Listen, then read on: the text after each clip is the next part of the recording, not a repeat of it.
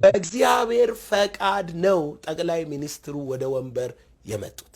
እግዚአብሔር አካሉን አስቦ የተስፋ ቃሉን ሊፈጽም ወደ ኢትዮጵያ ወርዷል።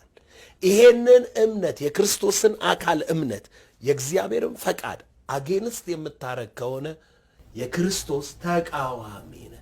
ከ6 ዓመት በፊት ለዶክተር አብይ ጠቅላይ ሚኒስትር እንደሚሆን በእግዚአብሔር ሴት በነቢይ ብርቱካን የተነገረ ትንቢት። ጠቅላይ ሚኒስትር ሆነ ስትቀመጥ የጌታ መንፈስ ያሳየኛል። ኢየሱስ ጌታ። በኢትዮጵያ የጠቅላይ ሚኒስትርነት ስልጣን ላይ ተቀምጣ ያለው አለችው። የማይመስል የማይፈጸም ትንቢት ይመስላል። ከእግዚአብሔር የሰማችውን ተናገረች።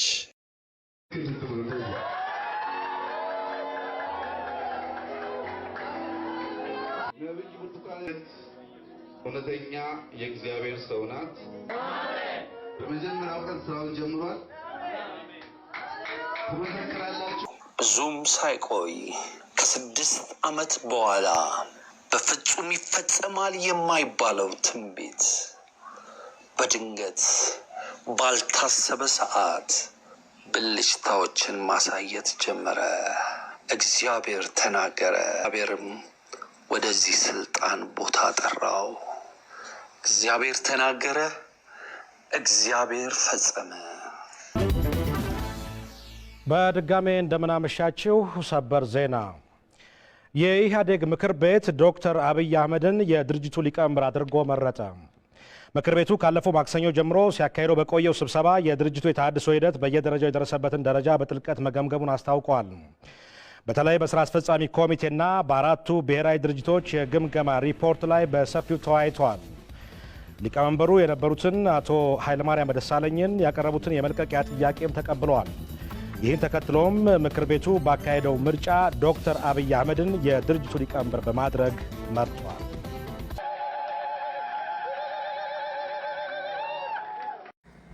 ክቡር ጠቅላይ ሚኒስትር ዶክተር አብይ አህመድ አያችሁ እንግዲህ እግዚአብሔር ነው አብይ አህመድ ያመጣው ስንል ብዙ ሰዎች አይገባቸውም። ግን እግዚአብሔር አስቀድሞ ተናግሮ ነበር።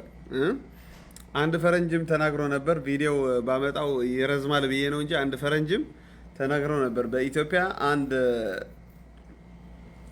ወጣት መሪ ይነሳል፣ ብልጽግና የሚል ራዕይ ይዞ ይመጣል፣ አገሪቷን እንዳለ ነው የሚቀይራት ብሎ ትንቢት ተነበየው ነበርና እንግዲህ ከአብይ አህመድ ጋር የምትጣሉ የምትቃወሙ ሰዎች ከእግዚአብሔር ዓላማ ከእግዚአብሔር ስራ ነው የምትጋጩ ያላችሁ። ዳስጣል እንትንጣል የምትሉ የትም አትደርሱ ማለት ነው።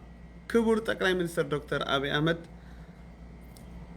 እግዚአብሔር ያስነሳው መሪ ነው። ማንም ኢትዮጵያ ውስጥ እንደ አብይ አህመድ የተነሳ መሪ የለም። አብይ አህመድ አይታችኋል። የተሸለመው ሽልማት ለሀገር የሚሰጥ 25,000 ዩሮ ሲሸለም ለሀገር ለወጣቶች ግንባታ ብሎ መጽሐፍ እንኳን ጽፎ የተሸጠው የመጽሐፍ ብሩ ለሀገሬ ይሁን የሚል ቅን መሪ ነው። ብዙ ሰዎች ግን አላወቃችሁት። እኔ እንደ አንድ ኤርትራዊ አብይ አህመድ ሳስታውሰው በጣም ደስ ይለኛል ስራው ማለት ነው። ሁሉ ጊዜ ሳስታውሰው በአእምሮ ላይ ምክንያቱም ለእኛም ለኤርትራውያኖችም ባለውለታችን ነው። አብይ አህመድ ባለውለታችን እኮ ነው። አብይ አህመድ መጥቶ እኮ ነው ሰላም የፈጠረው በኢትዮጵያና በኤርትራ። ስንት የተጣፋ ወላጆች ተገናኙ። በምን? በአብይ አህመድ መንገድ ብቻ። ይሄን ኤርትራውያኖች ማመስገን ነው ያለብን። አብይ አህመድ በደንብ ማመስገን ነው ያለብን። ስንት የተጠፋፋ ለ30 ምናምን ዓመት እሱን መጥቶ ነው በሩ የከፈተው። ኃይለማርያም ሲከፍተው አላየንም። ቲፒኤልኤፍ ሲከፍተው አላየንም። መለስ ሲከፍተው አላየንም። የስ ክቡር ጠቅላይ ሚኒስትር ዶክተር አብይ የሰላም ንጉስ ነው በእውነት በጣም። ኤርትራም ከእገዳው ነፃ እንድትወጣም የእሱን እንትን ተዋጥተዋል። ያ ኤርትራ ከእገዳ ነፃ እንድትወጣ ብዙ ነገር ሰርተዋል። የበረራው የአየር የስልክ ቴሌፎን ከኤርትራ ወደ አዲስ አበባ መስመሩ የከፈተው አብይ አህመድ ነው። ግን አላሰራ አሉት አምባገነኑ ኢሳያስ። ጨካኞች ስለሆኑ ሰላሙ ሊዘልቅ አልቻለም። ምክንያቱም እነሱ ክፉ ናቸው።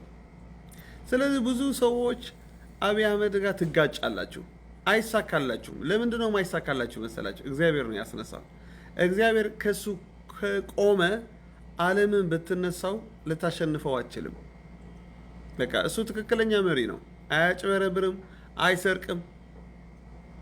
እና አንዳንድ ሰዎች ታዲያ ኢትዮጵያ አሁን የተበጠበጡ አይደለም እንደ ሰዎች እንደዚህ አይነት እሱ መቼ ተበጠበጡ አለ? እሱ መቼ እንደዛ አደረገ? ክፉዎች ሰዎች በዙበት፣ ጠላቶች በዙበት። እግዚአብሔር ሲያስነሳህ፣ እግዚአብሔር ሲቀባ ዝም ብሎ አልጋ አልጋ የሚባል ነገር የለም። ሰልፍ አለ፣ መከራ አለ።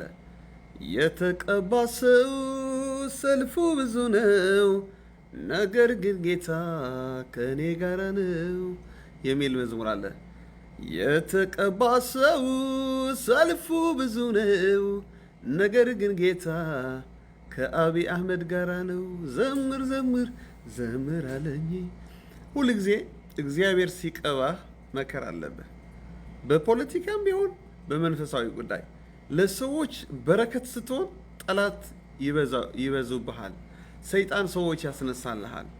እንደዛ ነው አሁን ያጋጠመው አብይ አህመድ እንጂ ክፉ መሪ ስለሆነ አይደለም። ስለዚህ እነ ቴዲ አፍሮ በንስሐ ተመለሱ።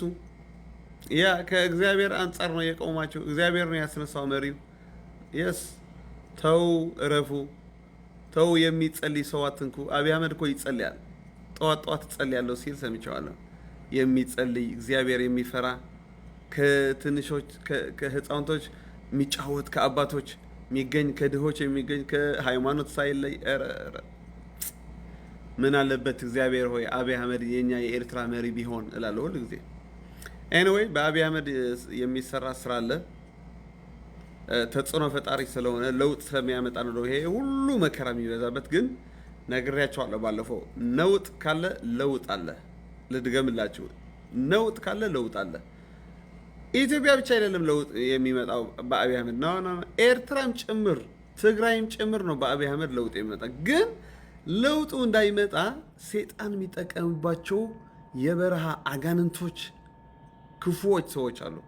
በበረሃ የመጡ ሞት፣ ውጊያ፣ ጥላቻ፣ ዘረኝነት፣ ዝርፊያ የተለማመዱ ሽፍቶች አሉ። ቲፒኤልኤፍ እና ሻዕቢያ የተባሉ እነዚህ ናቸው እንቅፋት የሆኑት እንጂ የአብይ አህመድ ራዕይ አይደለም ለኢትዮጵያ ለአፍሪካ ሙሉ የሚጠቅም። የሚገርማቸው በጣም እና አሁን አብይ አህመድ አዲስ አበባ እያለመለማት ነው። አዋሳም እንደዛ፣ ደቡብ እየለመለመ ነው። ቲፒኤልኤፍም ተጠራርጎ ሲሄዱ መቀሌም ትግራይም ትለመልማለች። ከዛ መንፈሱ እንደዛ ብሎ ኤርትራ ይሄዳል።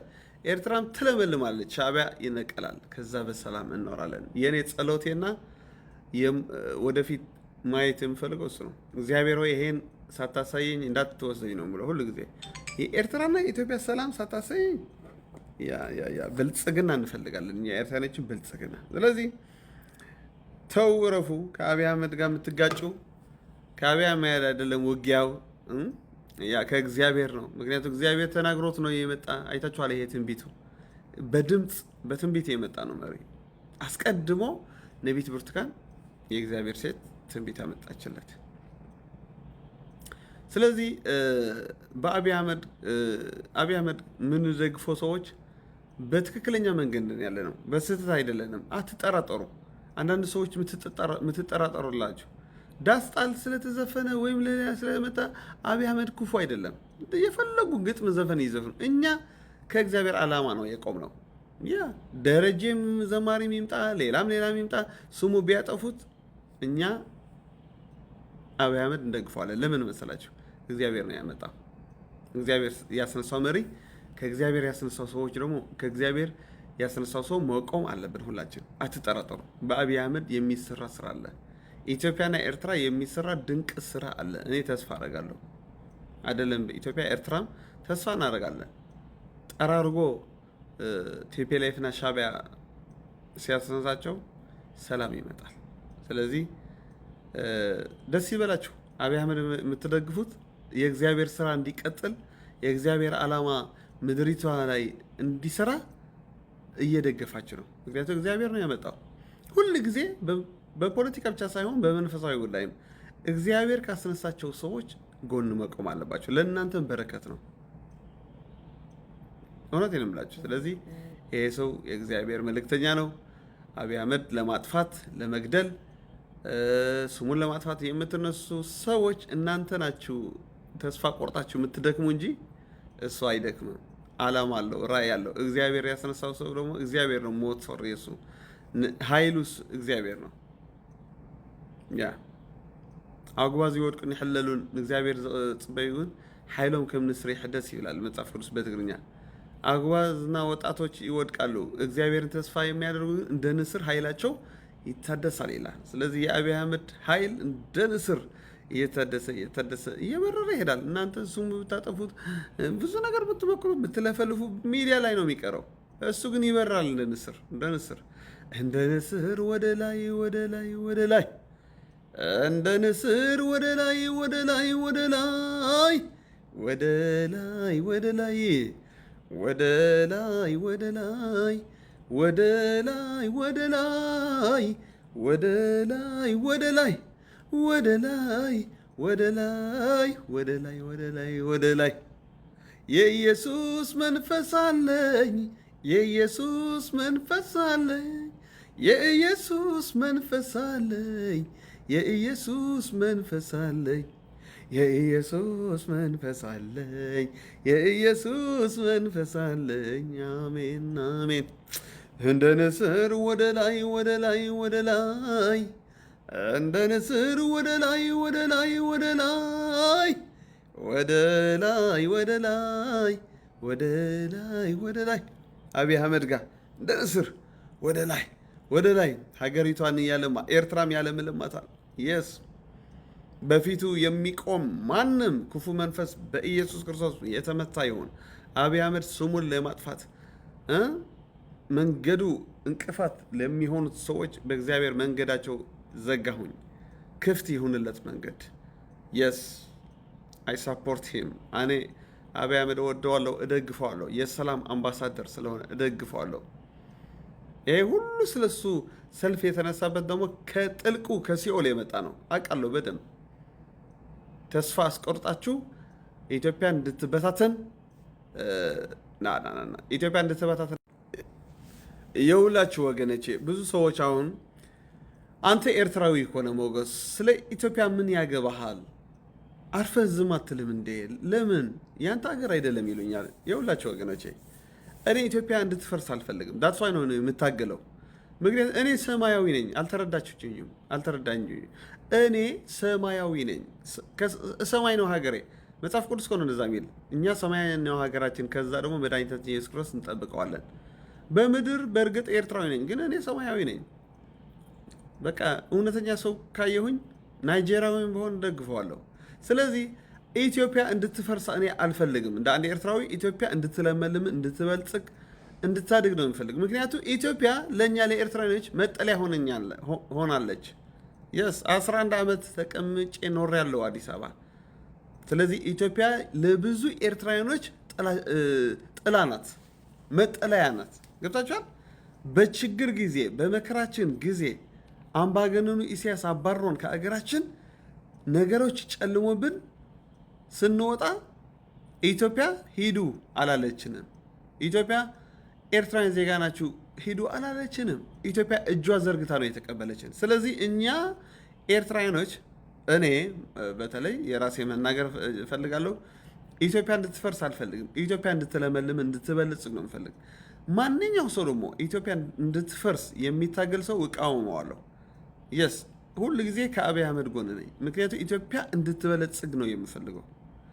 አሁንም ከ400,000 በላይ ኤርትራኖች መጠለያ ሆናለች ኢትዮጵያ። የስ እናታችን ናት ኢትዮጵያ። በእውነት በኩራት ነው እኔ የምናገረው። ሰዎች እንዳይሰድቡኝ ምናምን እንደዛ የሚባል ነገር በእኔ አይሰራም። አልፈራም። እኔ ደፋር ነኝ። እኔ ለእውነት ደፋር ነኝ። ሰው ውሸት ለመናገር ለመዝረፍ እንኳን ፊቱን ከፍቶ በሚዲያ መጥቶ ይናገራል እኮ። ለቲፒኤልኤፍ ለአጭበርባሪው ቡድን ለመደገፍ ፊቱን አድርጎ ይመጣል። እንዴት እኔ እውነት እያዝኩት እፈራለሁ? እንዴት እኔ እግዚአብሔር ከመረጠው ሰው ቆሜ እንዴት አፍራለሁ? እንዴት ፈራ? አብይ አህመድ ደግፈዋለሁ። አሁንም የኢትዮጵያ መበልጸግ አለባት። የኢትዮጵያ ብልጽግና ማየት እፈልጋለሁ። እንድታድግ ኢትዮጵያ እፈልጋለሁ። ምክንያቱስ ለእኛ ለኤርትራውያኖች ባለውለታ ናት ኢትዮጵያ። የስ ሁላ ሁላችን አሜሪካ፣ ካናዳ ምናምን ያለን አብዛኞች በኢትዮጵያ ያለፍን ነው። በኢትዮጵያ ነው እኮ ያለፍን። ኢትዮጵያ እኮ ናት መሻገሪያ የሆነችን። የስ እንወዳታለን። የኢትዮጵያ ሕዝብ እንወደዋለን፣ ኢትዮጵያም እንወዳታለን። መልካም ሼር አድርጉልኝ። ኤርትራን በሚመለከት ብዙ የተወናበዱ ሀሳቦች እናንተ ውስጥ እንዳሉ አውቃለሁ። የኢትዮጵያ መፍረስ አሁን ለምንባላው መባላት ሁሉ ምክንያት የሆኑ መሪዎች ደግሞ አሏቸው። ይህ መዘንጋት ደግሞ የለብን። አሁን ሸኔ ያግዛሉ፣ ቲፒኤልኤፍ ያግዛሉ፣ ፋኖ ያግዛሉ። መሸወድ አያስፈልግም። አሁን ኢትዮጵያ ካልተባላች በስተቀረ አንድ ከሆነች ወደኛ ትዞራለች ብሎ የሚያስቡ ሰዎች አሉበት። ግን ወንድሞቻችን ናቸው፣ ወንድሞቻችን ናቸው። ጠይቀናቸዋል። እኛ እንዴት ነው በአንድ ጊዜ ሸኔን፣ በአንድ ጊዜ ፋኖን፣ በአንድ ጊዜ ቲፒኤልኤፍን ሁለት የማይፈላለጉ ኃይሎች የምታግዙ? ለነሱ ዋና ግብ ኢትዮጵያ ሰላም የሚባል አግኝታ አለማረፏ ነው። ለምን ካረፈች ያ ያልተቋጨ ጉዳይ ይነሳል ብሎ ስለሚያስቡ አሁን ኮንሸስ መሆን አለብን። በመስደብ በመግፋት አናሳካውም። በየዋህነት ደግሞ ካለ እነሱ ማን አለ? ትግራይ አያስፈልገንም ኤርትራ ነው፣ ኦሮሞ አያስፈልገንም ኤርትራ ነው፣ አማራ አያስፈልገንም ኤርትራ ነው። ይሄ ቅል ጅል ብቻ ሳይሆን ጅላንፎ ጭምር ነው። እዚህ ያለው የኢትዮጵያ ናሽናል ኢንትረስት ኮምፕሮማይዝ አድርገህ ወዳጅ የሚባል ነገር አይሰራም። ኢትዮጵያን ውሃ አልባ አድርገህ ወደብ አልባ አድርገህ ወዳጅነት ተረት ተረት ነው። ቀይ ባህር የተሰራው ለግመል አይደለም። ዋናው እዚህ ያለው ነው። ኦሮሞ ዋናው አማራ ነው ላንተ። ዋናው ትግራይ ነው። ዋናው ወላይታ ነው። ቀጥሎ ደግሞ የዋናው ቀጣይ ዋና ደግሞ ኤርትራ ያለው ወንድም ነው። እዚህ ያለውን ሰከንደሪ አድርገህ ባዳ አድርገህ እዛ ብትሄድ ባላንስ ያስፈልጋል። ብዙ የሚወናበዱ ሰዎች አሉ። አትወናበድ። ወንድሞች ናቸው። አንድ ቀን ይመጣሉ። ተጋብተሃል፣ ተዋልደሃል፣ አብረ ኖረሃል። ጊዜ ያለያይተዋል፣ ጊዜ ይመልሰሃል። እንደምትታረቅ አንድ እንደምትሆን አስበህ ክፉ አትናገር፣ ክፉ አታደርግባቸው። ነገር ግን አሁን ደግሞ ለአንተ የተኙልህና መልካም የሚያደርጉ አስመስለ ደግሞ አታውራ። ያባሉ ያሉት ነምበር ዋን እነሱ ናቸው።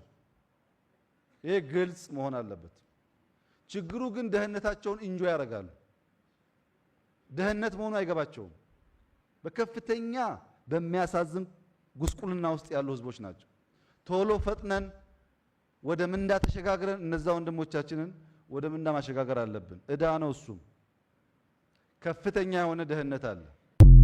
ክቡር ጠቅላይ ሚኒስትር አብይ አህመድ፣ እኔ እኮ አብይ አህመድ በጣም ነው የምወደው። ለምን እንደምወደው ታውቃላችሁ?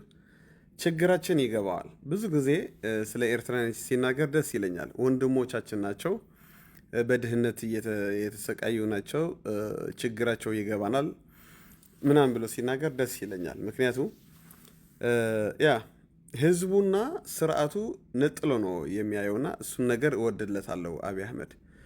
እኛ ኢሳያስ አይወክለንም። ክቡር ጠቅላይ ሚኒስትር ዶክተር አብይ አህመድ ሆይ በዚሁ ንግግር ደስ ያለኝ ንግግር ጊዜ ለያይቶናል ጊዜም ያገናኘናል ሲል በጣም ልቤ ነካኝ። አብይ አህመድ ሞክሯል እኮ አብይ አህመድ 2018 በፈረንጅ እኮ ሰላም እናድርግ ብሎ እንደመር ብሎ ስንት የተጠፋ የተዋለደ አገናኝቷል በአብይ አህመድ መንገድ ማለት ነው። ግን ኢሳያስ አውሬ ስለሆነ ዲያብሎስ ስለሆነ መንገዱ ዘጋው ማለት ነው። ምክንያቱም ብዙ ኤርትራኖች ወደ አዲስ አበባ መምጣት ጀመሩ። ደስ አላለውም ኢሳያስ እና አብይ አህመድ እኛ ኤርትራኖች ከእግዚአብሔር በታች አንተ ላይም ተስፋ እናደርጋለን። ልክ ኢትዮጵያ አሁን እያበለጸገ ማለት የብልጽግና ራዕይ አይተነዋል። ኤርትራም ለምለም እንደምትሆን እናምናለን። በመጨረሻ ላይ የተናገርከው እንደዛ ነው። የእኛ ስራ ሰርተን እነሱም መውጣት አለብን ከችግራቸው ያልከው ነገር ደስ አለኝ እና እኛ በጣም ድህነታቸው እንደ ኖርማል ተቀብለው በቃ ይዝናናሉ ይላል እና እውነት ነው። በቃ ምን ብዬ ቃላት ያጥረኛል። የኤርትራ ነገር ክፉ መሪ ነው ያገኘን። በቃ ህዝባችን ወደኋላ ነው ያስቀረውና ያው ታውቃላችሁ በየቀኑ ነው ኤርትራዊ የሚወጣው ወደ ኢትዮጵያ የመጣ ነው። ምክንያቱ ኤርትራ መኖር አትችልም። ወደኋላ ነው ያስቀራት ኋላ ቀር መሪ እና ኢሳያስ በጣም አደገኛ ተንኮለኛ እባብ ነው። አገር በኤርትራ ማንም ተቃዋሚ የለውም። ማንም የሆነ ነገር ብትተነፍስ ጉድጓድ ነው የምትገባ። ስለዚህ ሰው አይቃወም። ኤርትራ ላይ መተማመን የሚባል ነገር የለም። ሰላዮች ብዙ አሉ። በቃ ልክ እንደ ቲፒኤልኤፍ እንደዛ ነበር አይደል? በኢትዮጵያ አካሄዱ 5-1 ምናምን የሚባል አደራጅቶ ሰው እንዳይተማመን 5 ሰዎች ልኮ ሰላዮች እንደዛ ያደርግ ነበር ሲባል ሰምቻለሁ። ቲፒኤልኤፍ ሻቢያም እንደዛ ነው። ሁለቱም ሻቢያና ቲፒኤልኤፍ የተባሉ አውሬዎች በበረሃ የመጡ ጨካኞች፣ እነዚህ እስካሉ ድረስ ኤርትራና ኢትዮጵያ ፈውስ አይመጣም። እነዚህ ክፉዎች ስነስርዓት መያዝ አለባቸው። እንግዲህ ዘመን ደርሷል መሰለኝ። አንድ የተባረከ አእምሮ ያለው እግዚአብሔርን የሚፈራ አብይ አህመድ የሚባል መሪ አምጥቷል። እንግዲህ አብይ አህመድ ለኢትዮጵያ ብቻ አይደለም የተነሳ፣ ለእኛም ለኤርትራኖች ከዚህ ክፉ መሪ ያገላግለናል ብለን እናምናለን። እስረኞችም ኤርትራ ውስጥ ያሉ ይጠብቁሃል አንተን ነፃ እንድታወጣቸው። ምክንያቱም እግዚአብሔር በማን እንደሚጠቀም አይታወቅም። እግዚአብሔር ለአንድ ህዝብ ከመከራ ለማውጣት በምን አሁን ለእስራኤላውያኖች በሙሴ ነው ያወጣቸው። ሙሴ የተማረ ሰው ወይም ደግሞ ወታደር ምናምን አልነበረም። በቃ ተራ ሰው ነበረ። እግዚአብሔር በማን ይጠቀማል አናውቅም። አንዳንድ ሰዎች አሁን የኤርትራ ችግር በኤርትራኖች ነው የሚፈታ ብለው ያምናሉ። እግዚአብሔር በአብይ አህመድ ከፈለገስ ምን ትላለህ? እግዚአብሔር ያለው ይሁን ማለት ነው ያለብን። እኔ እንደዛ ነው ማምነው። እና ችግራችን በአብይ አህመድ ይሁን በኤርትራ ይሁን በናይጄሪያ ይሁን ከዚህ ችግር ኤርትራኖች መውጣት አለብን። አገራችን መግባት አለብን። ዲክታተር መሸነፍ አለበት። ቲፒኤልኤፍ እና ሻዕቢያ የሚባሉ ጨካኝ ስርዓቶች መሸነፍ አለባቸው። እንግዲህ አብይ አህመድ ችግራችን ገብተዋል። ባለፈውም እየተናገርክ ነበር። ከሀገራቸው ይወጡና ኤርትራውያኖች ሌላ ሀገርም ቢሆኑ አይተኙም። እዛም ሰላዮች እየላከ እንቅልፍ ይነሳቸዋል። ይሄ ይቅር የማይባለው ከባድ ወንጀል ነው ስትል ሰምቻለሁ።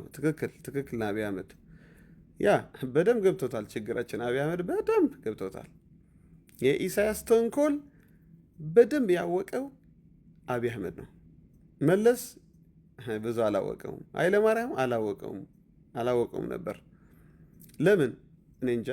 አብይ አህመድ ግን በደንብ ነው ያወቀው። ይሄ እባብ ኢሳያስ አንተን ነው የምታሸንፈው። አንተ ነው ጠራርገህ ከዚህ ምድር ቲፒኤልኤፍና ሻዕቢያ የምታጠፋቸው አንተ ነህ። እነዚህ እስካሉ ድረስ ግን ኢትዮጵያም ሰላም አታገኝም፣ ኤርትራም ሰላም አታገኝም። ሌቦች ናቸው፣ ሽፍታዎች ናቸው።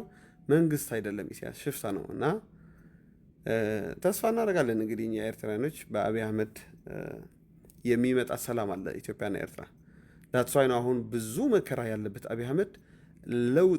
ለውጥ ካለ ነውጥ አለ። ልድገምላችሁ፣ ትልቅ ለውጥ ካለ ነውጥ አለ። አንድ ሴት ስታረግዝ ምጡ ሲመጣ ትንሽ ስቃይ አለ አይደል? ከዛ በኋላ ግን ደስታ ነው። በቃ ማለት በቃ ልጅ ይወለዳል፣ ትደሰታለች። እና የኢትዮጵያ ነገርም እንደዛ ነው። የሚሰራ ነገር ስላለ ትልቅ ነገር ስላለ አሁን የምጥ ጊዜ ነው። አብይ አህመድ በጣም እየተፈተነ ነው። በዚህ ቴዲ አፍሮ፣ በዚህ ቲፒኤልኤፍ፣ በዚህ ፋኖ፣ በዚህ ግብፅ፣ በዚህ ሻዕቢያ፣ በዚህ ጀዋር፣ በዚህ ብዙ ጠላቸው ተነስቶበታል። ይሄ ምጥ ይባላል። ከምጡ በኋላ ግን ሀገር ትለመልማለች፣ ትበለጽጋለች። ኢትዮጵያ ብቻ አይደለም ኤርትራም ጭምር። ወደቡ አብረን እንጠቀምበታለን። የባቡር መንገድ ይከፈታል፣ የፕሌን መንገድ ይከፈታል፣ ህዝቡ ይገናኛል። ይሄ ዘመን ይመጣል። በእኛ ዘመን ነው ይሄ የምናየው፣ በእኛ ዘመን። ስለዚህ አብይ አህመድ ያለው ነገር ደስ ያለኝ መጨረሻ ላይ ጊዜ አለያይቶናል፣ ጊዜ ደግሞ ያገናኛናል ያለው ነገር ደስ ብሎኛል። በአንተ ጊዜ በአንተ ዘመን ነው ደግሞ አብይ አህመድ ይሄ ነገር የሚሰራ። በርታ፣ እግዚአብሔር አምላክ ከአንተ ጋር ይሁን። ብዙ ሰዎች ነው የምንጸልይልህ፣ ብዙ ኤርትራውያኖችም እንወድሃለን፣ እንደግፈሃለን። ይሄ ዲክታተር አምባገነን ብቻ ስነ ስርዓት አስይዝልን። ሀገራችን ከዛ ሰላም ይሆናል። ኢትዮጵያና ኤርትራ ሰላም ይሆናል። ምንጩ ኢሳያስ ነው። ለቲፒኤልኤፍ የሚልከው ኢሳያስ ነው። ለፋኖ የሚልከው ኢሳያስ ነው። ለጀዋር የሚልከው ኢሳያስ፣ ለሁሉም አሸባሪዎች የሚልካቸው ኤርትራ የተቀመጠ አድሃሎ የሚባል የተቀመጠ አውሬ ኢሳያስ ነው። ይሄ ደግሞ በደንብ አውቀዋል አብይ አህመድ። ቴንክ ዩ ሶ ማች። እሱን ስነ ስርዓት መያዝ አለበት። ትግራይና ጉራጌ፣ ጉራጌና ስልጤ ሁላችሁም በሰላም መኖር ብቻ ነው፣ በትብብር መኖር ብቻ ነው። አንድ ቤት ሳሎንና ጓዳ ሁለት ሀገር ነው።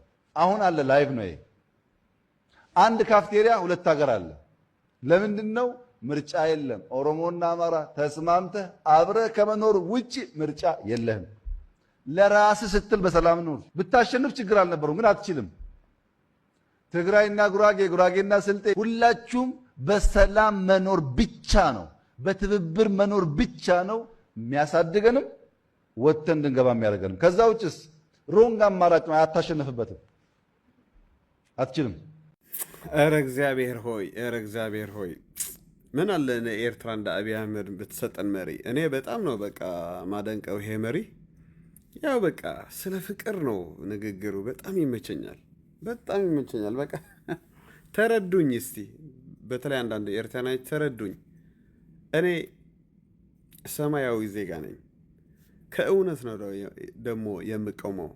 የግድ አብይ አህመድ መደገፍ ኢትዮጵያዊ መሆን አይጠበቅብኝም። በቃ ደስ አይልም ንግግሩ። ዘረኝነት የሚባል ነገር ይጸየፋል። አንዳንድ ሰዎች አብይ አህመድ ዘረኛ ነው ሲሉ በጣም ነው የምስቀው። ለምን ስሙ ታጠፈላችሁ? ለምን? አብይ አህመድ ዘረኛ አይደለም። አይታችኋል? ደስ ሲል ንግግሩ።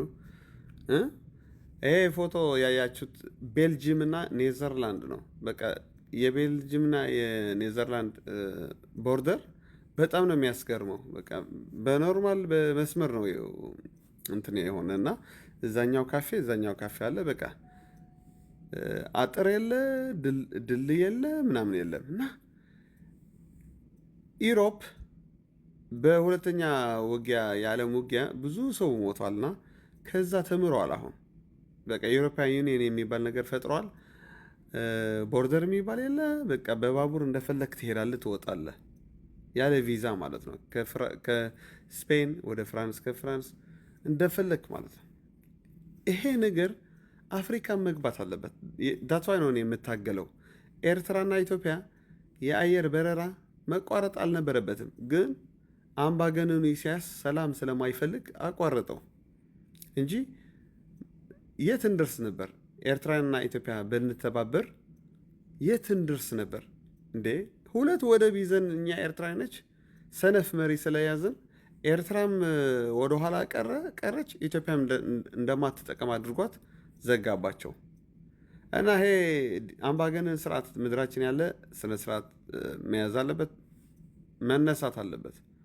ይበቃዋል፣ ተጫውቷል በህዝባችን። ያ ለጎረቤትም አይጠቅምም፣ ለእኛም አይጠቅምም። እና እንደ አብይ አህመድ ሰዎች በአፍሪካ 10 ቢኖሩ አፍሪካ ትቀየር ነበር። አብይ አህመድ እኮ አንተ ብትሰድበው ዓለም መስክራለች እኮ፣ አፍሪካ መስክራለች እኮ። የአፍሪካ መሪ ተብሎ እኮ ተሾመ። ግን አንዳንድ ኢትዮጵያውያኖች አይገባቸውም። ዳስጣል ምናምን ብሎ ዘፈን ይዘፍናሉ፣ የሞተች ሀገር ምናምን ብሎ። አንተ ባትመሰክርለት ዓለም ትመሰክርለታለች። አብይ አህመድ ጀግና ነው፣ ይችላል። ብዙ ጠላቶች እያሉበት በዚህ ፋኖ፣ በዚህ ቲፒኤልኤፍ፣ በዚህ ሻዕቢያ፣ በዚህ ግብፅ፣ በዚህ ይሄን ሁሉ መከራ ያለበት አገሯን እያለማት ነው። ምን ትፈልጋለህ ከዚህ በላይ? ጀግና ነው አብይ አህመድ ማለት፣ ጀግና። በእውነት እኔ በጣም ነው የማደንቀው። በዚህ ነገር ከብዙ ሰው ነው የምጋጨው። እኔ ጣጣ የለኝም። ጀግና ሰው እወዳለሁ። ጀግና የሚባል ፊቱን ኮስተር የሚያደርግ የሚደባደብ የሚገድል አይደለም። ጀግና ማለት እንደ አብይ አህመድ ነው። እስረኞች የሚፈታ፣ ጳጳሶች የሚያስታርቅ፣ ሰላም ፈላጊ፣ ከውጊያ ይልቅ ሰላም የሚመርጥ፣ ኑ ተነጋገሩ የሚል፣ በፒሮ የሚያምን ማለት በደብተር።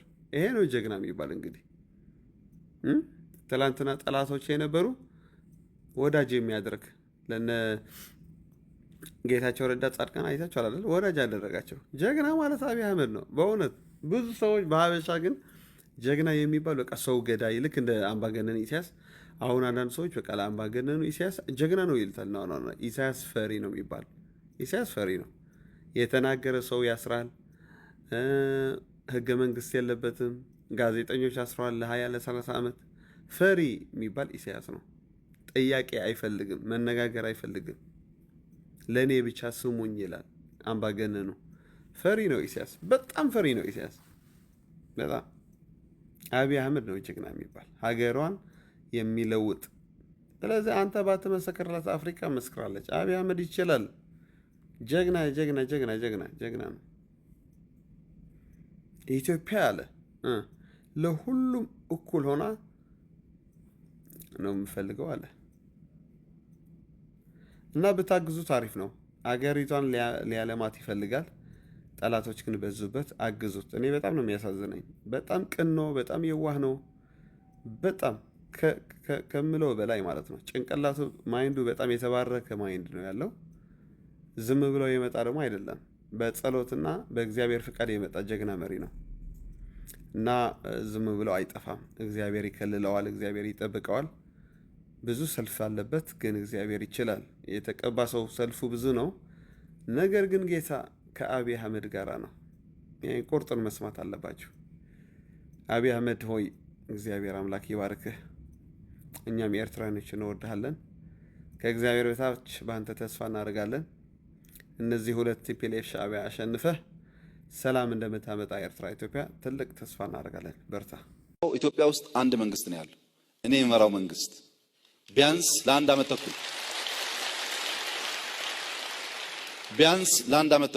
ቢያንስ ነው ያልኩት።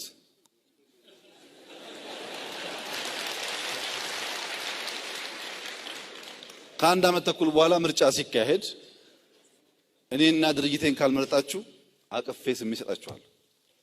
ችግር አይደለም።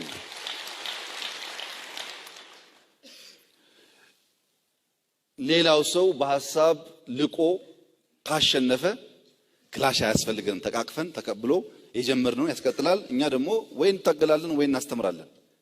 ችግር የለውም። ከዚያ በፊት በ3 ወር በ5 ወር መንግስት ሆናለሁ የሚባል ቅዠት ግን ኢትዮጵያ ውስጥ አይሰራም። ቅዠት ነው እሱ።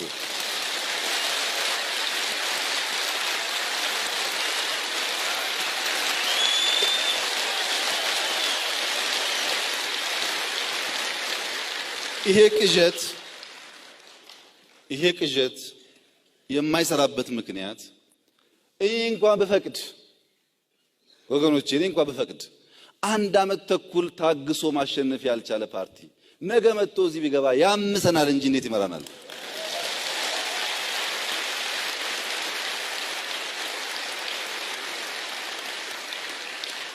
ሀያ ዓመት 30 ዓመት የታገሉ መታገል አይደለም የኢትዮጵያ ምድር መርገጥ ያልቻሉ ሰዎች ይብቃ ብለን ህግ ቀይረን ባሉበት አናግረን ለምነን አምጥተን ስናበቃ ልንወጋ አይገባንም።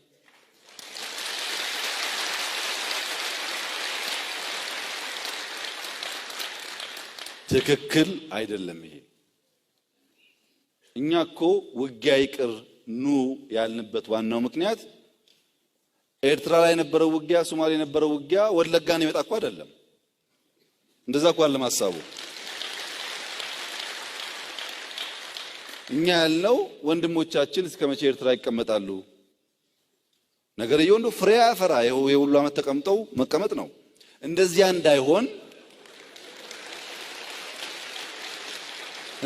እንዳይሆን ይምጡ ነው ያልነው።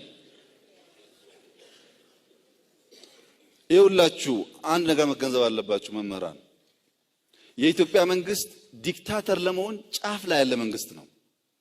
ጫፍ ላይ ልምምድ የለውም ዲሞክራሲ ላይ።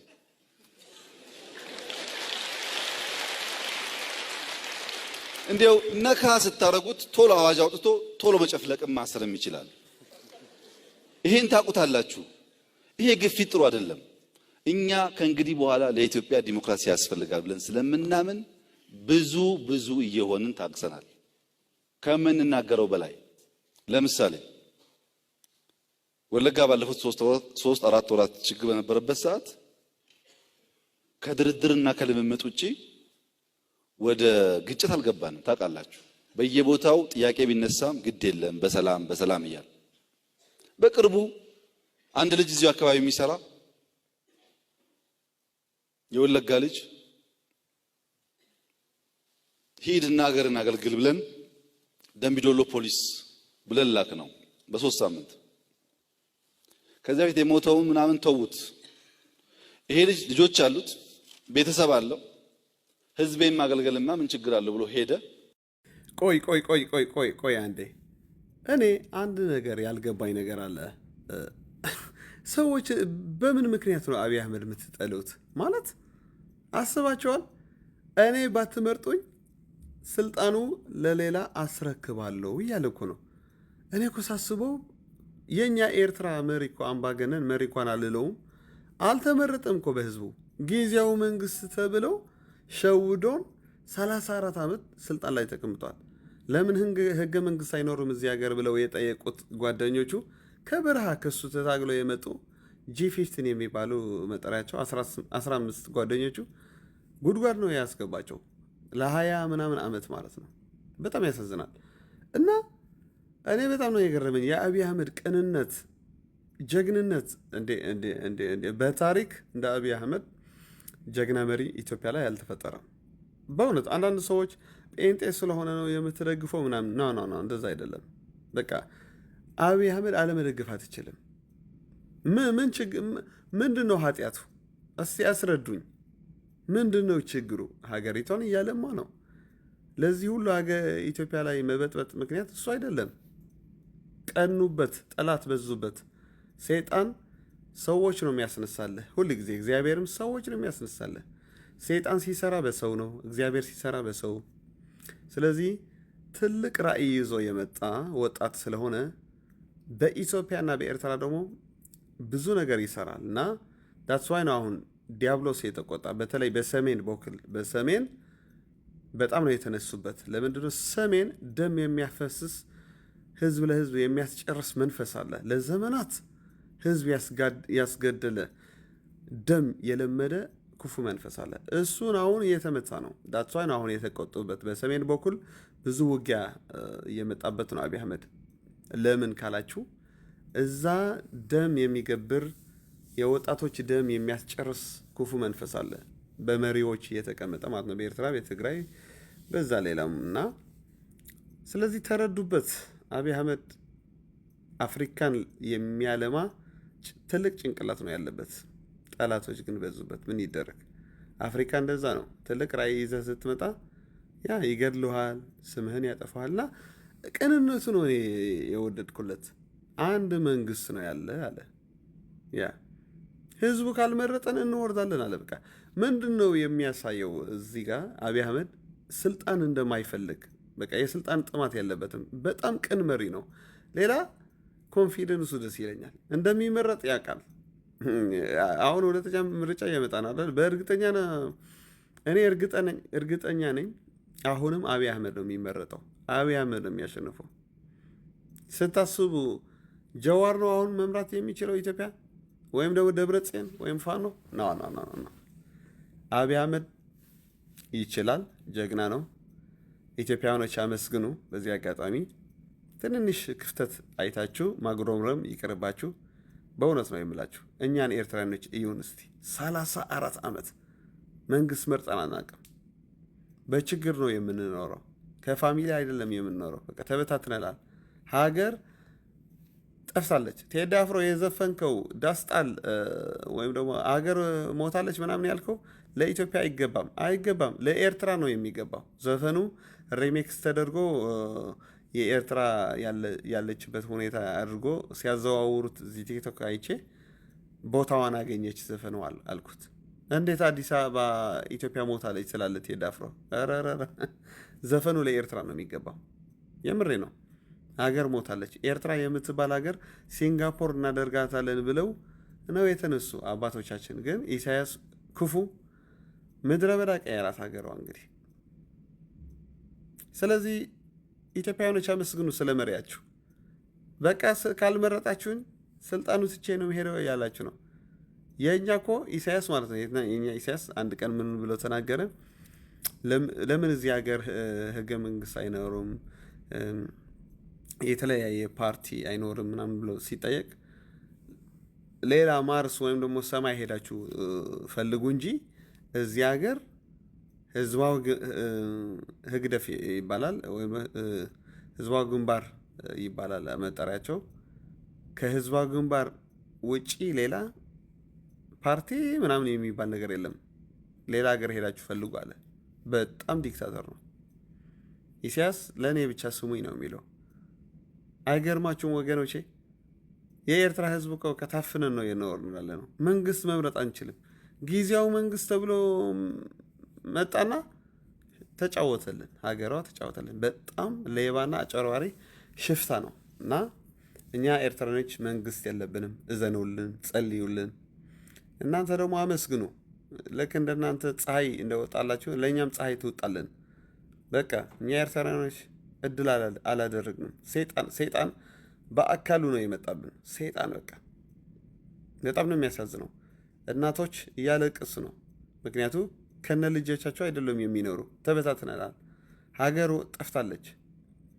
ለእኛ እዘኑልን እንጂ ኢትዮጵያ ድንቅ መሪ ነው ያገኛችሁ። ስልጣን የማይፈልግ የማያጭበርብር፣ መጽሐፉን እንኳን ጽፎ ሽጦ ለሀገር የሚሰጥ የተሸለመበት 25 ዩሮ ለመልካም ወጣት ግንባታ የሚሰጥ እንደ አብይ አህመድ አይገኝም። አመስግኑ። መንግስት በሚመለከት ስምምነቱ ከሁሉ ፓርቲዎች ውጣጣ ነው። እኛ ምን አለ አንፈልግም፣ ብልጽግና አይፈልግም። ግድ የለም እናንተ የሚመቻቸው ምረጡ አሉ። የሚመቸን ጌታቸው ነው አሉ። ጌታቸው ፕሬዝዳንት ሆነ። ጌታቸው በፍጹም አንፈልግም ብሎ አባረሩና የሚመቸን ታደሰ ነው አሉ። ታደሰ ተመረጠ። አሁን ደግሞ ታደሰ ሲባረር እንጠብቃለን። እኛ ሰው አልመረጥንም። መራጭ እነሱ ናቸው። መርጠው የማይስማማቸው ይህን ቪዲዮ ሳይ በጣም ነው የሳቁኝ። ለምን እንደሳቁኝ ልንገራቸው። ትንቢት ነው የተናገረ አብይ አህመድ በዚህ ቪዲዮ። ትንቢት ምን አለ? ጌታቸው ረዳ መረጡትና ተቃወሙት። አሁን ደግሞ ታደሰ ወረደ ተሹሟል፣ እሱም ይቃወሙታል፣ ያወርዱታል፣ እናያለን እሱም አለና አሁን ተፈጸመ። ምክንያቱም ታደሰ ውረድልን እያሉ ነው። እና እነዚህ ሰዎች ምን አይነት ሰይጣኖች ናቸው? እነዚህ ቲፒኤልኤፍ የሚባሉ ከምርጫቸው እኮ ነው የሚታገሉ። እነሱ ከመረጡት ለነገሩ አብይ አህመድ እንኮ ተመርጦ ሲያልፍ እነሱም ነው መንገዱ ያሳለፉት ይባላል። ማለት ያ ራሳቸው ይመርጡና ራሳቸው ደግሞ ከመረጡት ሰው ይዋጋሉ፣ ከምርጫቸው ይታገላሉ ማለት ነው። እና አጨራሪዎች ናቸው፣ ሌቦች ናቸው። በዚህ አጋጣሚ የትግሬ ተወላጆች ማስተዋል ይሁንባችሁ። የእናንተ ጠላት አብይ አህመድ አይደለም። አብይ አህመድ ትግሬ አይጠላም፣ አማራ አይጠላም፣ ኤርትራም አይጠላም። ሁሉም የሚወድ ሰፊ ልቦና ያለው በጣም ትክክለኛ ሰው ነው። ሲበዛ አልተረዳችሁትም። ብዙ ሰዎች አልተረዳችሁትም። የትግራዮች ጠላት ማን ነው? ቲፒኤልኤፍ። የኤርትራውያኖች ጠላት ማን ነው? ሻዕቢያ። እዚህ ጋር መሰመር አለበት። እነዚህ ቲፒኤልኤፍና ሻዕቢያ የተባሉ ክፉዎች፣ ህግ የማያውቁ፣ እግዚአብሔር የማይፈሩ፣ ሰውን የማያከብሩ፣ ትልልቆች አባቶች የማያከብሩ ሌቦች፣ እነዚህ ናቸው ጠላቶቻችን። ስለዚህ መንቃት አለብን። ያ እኔ የአብይ አህመድ ሁሉ ነገር እወድለታለሁ። በጣም ጀግና ነው በጣም እና ቲፒኤልኤፍ ችግር አለባቸው። እኛ ብቻ እንግዛ ነው የሚሉ፣ እነሱ ብቻ ስልጣን መቀመጥ ይፈልጋሉ። እንደዛ የሚባል ነገር የለም። 27 ዓመት ከገዙ ሌላ ደግሞ እድል መስጠት አለበት። አብይ አህመድ ልክ ስልጣን ከመጣ ጀምሮ ግን እንቅልፍ ነሱበት። አንድ ተርም እንኳን ሊመራ አልፈቀዱለትም። በጣም ነው የሚገርመው። እነዚህ ሻዕቢያና ቲፒኤልኤፍ እነሱ ካልመሩ በቃ ሀገር ትተራመስ፣ ትጥፋ፣ ምንም እንትን አይሆኑምና የቲፒኤልኤፍ ደግሞ የሚገርመው ኢትዮጵያ እያስተዳድሯት ሳለ ኢትዮጵያንን ይሉ ነበር። አሁን ኢትዮጵያ በብልጽግና ስር ስትመራ ደግሞ እኛ ኢትዮጵያ አይደለንም፣ ትግራይ ሀገር እናደርጋታለን ምናምን ይላሉ። በጣም ነው የሚገርመው። ይሄ እኮ ትዕቢት እኮ ነው። እንዴት ነው 27 ዓመት ስትገዛ ኖረህ እሺ ብሎ ተገዛለህ አይደል የኢትዮጵያ ሕዝብ? አሁን ደግሞ ትገዛለህ፣ አንተ ትገዛለህ። ያ እንደዛ ነው። እና ትዕቢታችሁ እግዚአብሔር አይወደውም። አብይ አህመድ እግዚአብሔር ይጠብቀዋል። ከእግዚአብሔር ደግሞ ማንም ያሸንፍ የለም። ይሄን ማወቅ አለባችሁ። ፋኖ ብትሆኑ፣ ቲፒኤልኤፍ ብትሆኑ፣ ሻዕቢያ ብትሆኑ አብይ አህመድን አታሸንፉትም። ለምን? እግዚአብሔር ነው ከሱ ጋር ያለ። ምክንያቱም በትክክል መንገድ ነው የሚሄደው መሪው። እና ግን የቲፒኤልኤፍ ይገርማል። በጣም ነው የሚገርመው። በቃ እኛ ካልመራን ኢትዮጵያ ትፍረስ ነው የሚል። በቃ ኢትዮጵያ ትውደቅ። ምን አይነት ተንኮለኞች፣ ምን አይነት ክፉ ሰዎች ናቸው እነዚህ ቲፒኤልኤፍ የተባሉ። አስባቸዋል። የተመረጡ ራሳቸው ይመርጡትና ከዛ ወረድልን። ይገርም ነው፣ ይገርም ነው። የኢትዮጵያ ሕዝብ ንቃ። የኢትዮጵያ ሕዝብ መንቃት አለባችሁ፣ መንቃት አለባችሁ። እንደ አብይ አህመድ ጀግና መሪ አታገኙም። እውነቴን ነው የምላችሁ። ስለዚህ ንቁ። የብልጽግና ህልም ሁሉ ኢትዮጵያዊ፣ አማራ የለ፣ ኦሮሞ የለ፣ ትግራይ የለ፣ ሁሉም ኢትዮጵያዊ በእኩል እድል አግኝቶ እኩል ዜጋ ሆኖ ደስ ብሎት የሚኖርበት ሀገር መፍጠር ነው። እስላም የለም ክርስቲያን የለ፣ ሁላችሁም ማለት ነው። በመርህ ደረጃ በእሳቤ ደረጃ እንኳን ለኢትዮጵያ ከቻልን ለአፍሪካም ቢሆን መትረፍን እንጂ የምንፈልገው እዚህ መከፋፈል ምናምን ሐሳባችን አይደለም። እኛ ለዚህ ነው ከዚህም ከዚህም የሚጮኸው ማለት ነው። ፍላጎቶች አሉ እዚህም እዚያም፣ ግን መሸፈኛው ዘር ሃይማኖት ስለሆነ እስኪጠራ ጊዜ ይፈልጋል እና በውስጣችን ብዙ ችግር እንደሚኖር እናምናለን። እየለየን እያጠራን ይመስለኛል። ብዙ ሰው እየቀነስን ነው። ይቀጥላል። እናንተም አግዙን በዚህ ሂደት ውስጥ። ባለፈው አንድ ኤርትራዊ ተከራከርንና አንተ እኮ አብይ አህመድ የምትደግፈው ጴንጤ ስለሆነ ነው አለኝ። ደግሞ ምን አለኝ? የአብይ አህመድ ተልእኮ እኮ ከጀርባው ኦርቶዶክስን የማጥፋት ዓላማ ነው ያለበት አለኝና በጣም ተገረምኩኝ። ኤርትራዊ ነው ልጁ እና እንደዚህ የሚያስቡ ሰው አሉና ለነሱ ይሄ ትልቅ መልስ ነው። አብይ ዘረኛ እንዳልሆነ ሲናገር ሰምቻለሁ። ሃይማኖተኛ ጽረኛ ወይም ደግሞ ጴንጤ ለማስበር ሌሎች ሃይማኖት ዳውን ለማድረግ እንዳልተነሳ ደግሞ ሰምታችኋል ማለት ነው። እና አብይ በሃይማኖት መክሰስ አትችልም፣ በዘረኝነት መክሰስ አትችልም። እኛ ያየነው አብይ አህመድ የተጣሉ ለረጅም ጳጳሶች ሲያስታርቅ ነው። ኦርቶዶክስ አባቶች ነው ያስታረቀ። እኛ ያየነው አብይ አህመድ ሙስሊም ጋር በዓል ሲሆን ሄዶ ሲካፈል ከነሱ ነው ያየነው። የኦርቶዶክስም በዓል ሲሄድ ነው ያየነው። አብይ አህመድ ያለው በዘረኝ መክሰስ አትችልም፣ በሃይማኖት መክሰስ አትችልም። ኢትዮጵያዊነት ከፍ ለማድረግ የተነሳ ነው። ጠላቶቹ ግን ክፉ እንደሆነ ዘረኛ እንደሆነ ወይም ደግሞ ተኛ እንደሆነ ሊያደርጉ ብዙ ይሞክራሉ። ግን በፍሬው ነው የምናውቀው።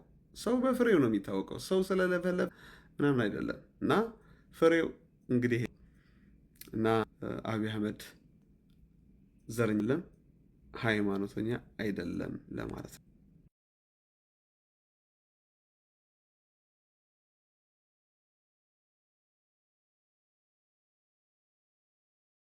በዚህ በተከበረው ምክር ቤት አንድ መልእክት ማስተላለፍ እንፈልገው። የሃይማኖት አባቶች፣ የሁሉም እምነት አባቶች እዚህ ተወካዮች አላችሁ። ሌላ ምንም ስራ የላችሁም። በፍጥነት ትግራይ ወደ ግጭት እንዳይገባ፣ ወደ ጦርነት እንዳይገባ ስራችሁን አሁን ጀምሩ። ከተጀመረ በኋላ ብትናገሩ ዋጋ የለውም። አሁን ባለሀብቶች፣ ምሁራን፣ ኤምባሲዎች አሁን ውጊያ እንዳይጀመር። ምክንያቱም ከተጀመረ ከዚህ በፊት የምናውቀው አይደለም፣ ይበላሻል ነገር። አሁን ሚናችሁን ተወጡ። በእኛ በኩል በትግራይ ምድር አንድ ጥይት መተኮስ ፍላጎት የለም። ከቻልን ማልማት ነው የምንፈልገው።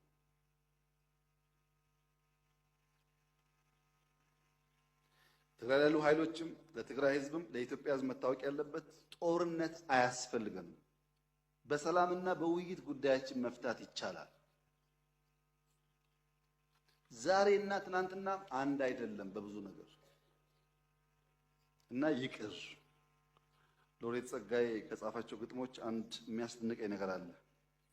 እንዳይነግርህ አንዳች እውነት ይላል ርዕሱ። እውነቱን ፈልቀህ እንዳታወጣ ደንስ ጎበዝ፣ ደንስ ጀግና፣ ከረባትህን አውልቅና ይላል። ለምን? እውነቱን ላለማወቅ። በጭፈራ ራስን ሸውድ ነው ግጥሙ የሚለው። ጠንቀቅ ማለት ጥሩ ነው። ስለማይጠቅመን ከግጭት ሰብሰብ ብለን በንግግርና በውይይት ጉዳያችን መፍታት ያስፈልጋል። አማራ ክልልም ይሁን ኦሮሚያ ክልልም ይሁን ትግራይ ክልልም ይሁን ሌላም ክልል ልዩነት ካለን በንግግር መፍታት ያስፈልጋል። ዋው! እቺ ቪዲዮ ሳያት በጣም ነው የተገረምኩኝ።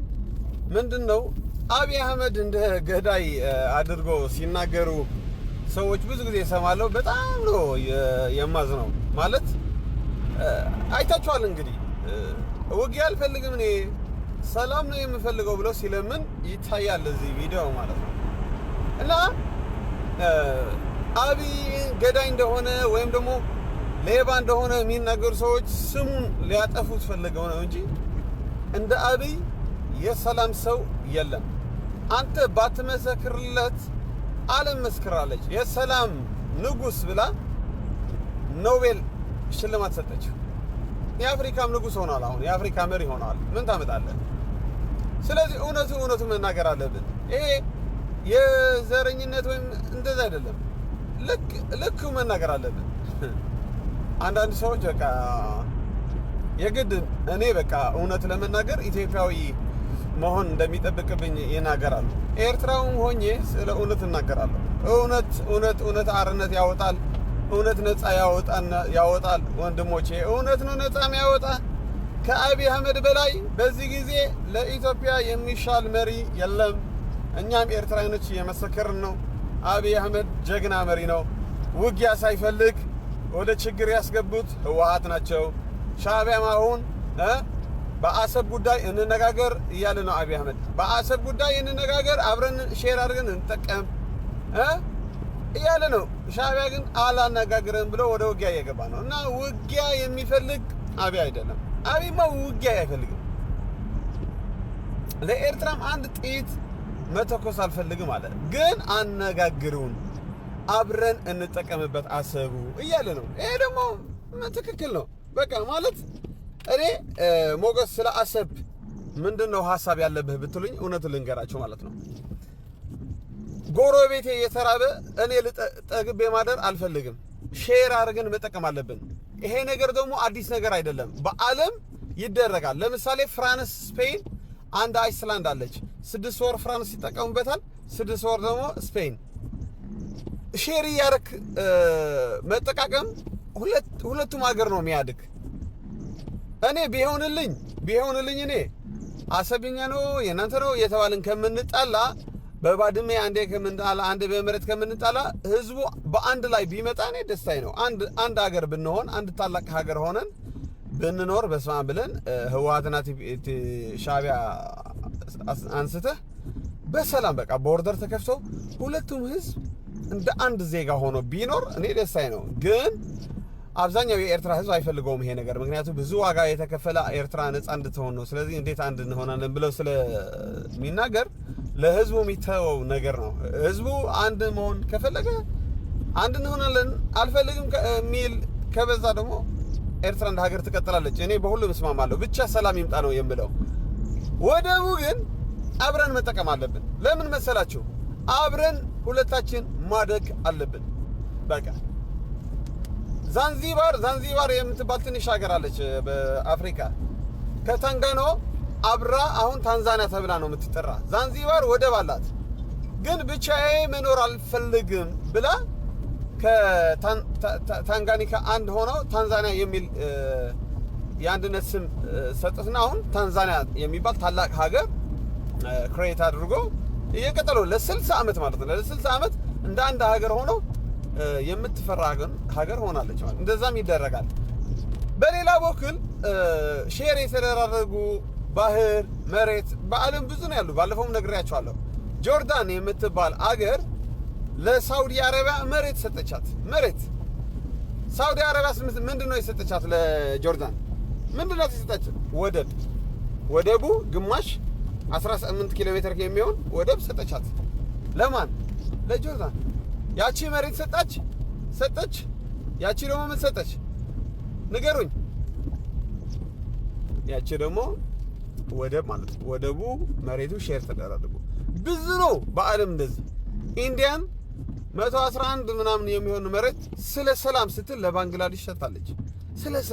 ስለ ሰላም ብለህ ሼር ታደርጋለህ እኮ ምንም ችግር የለም።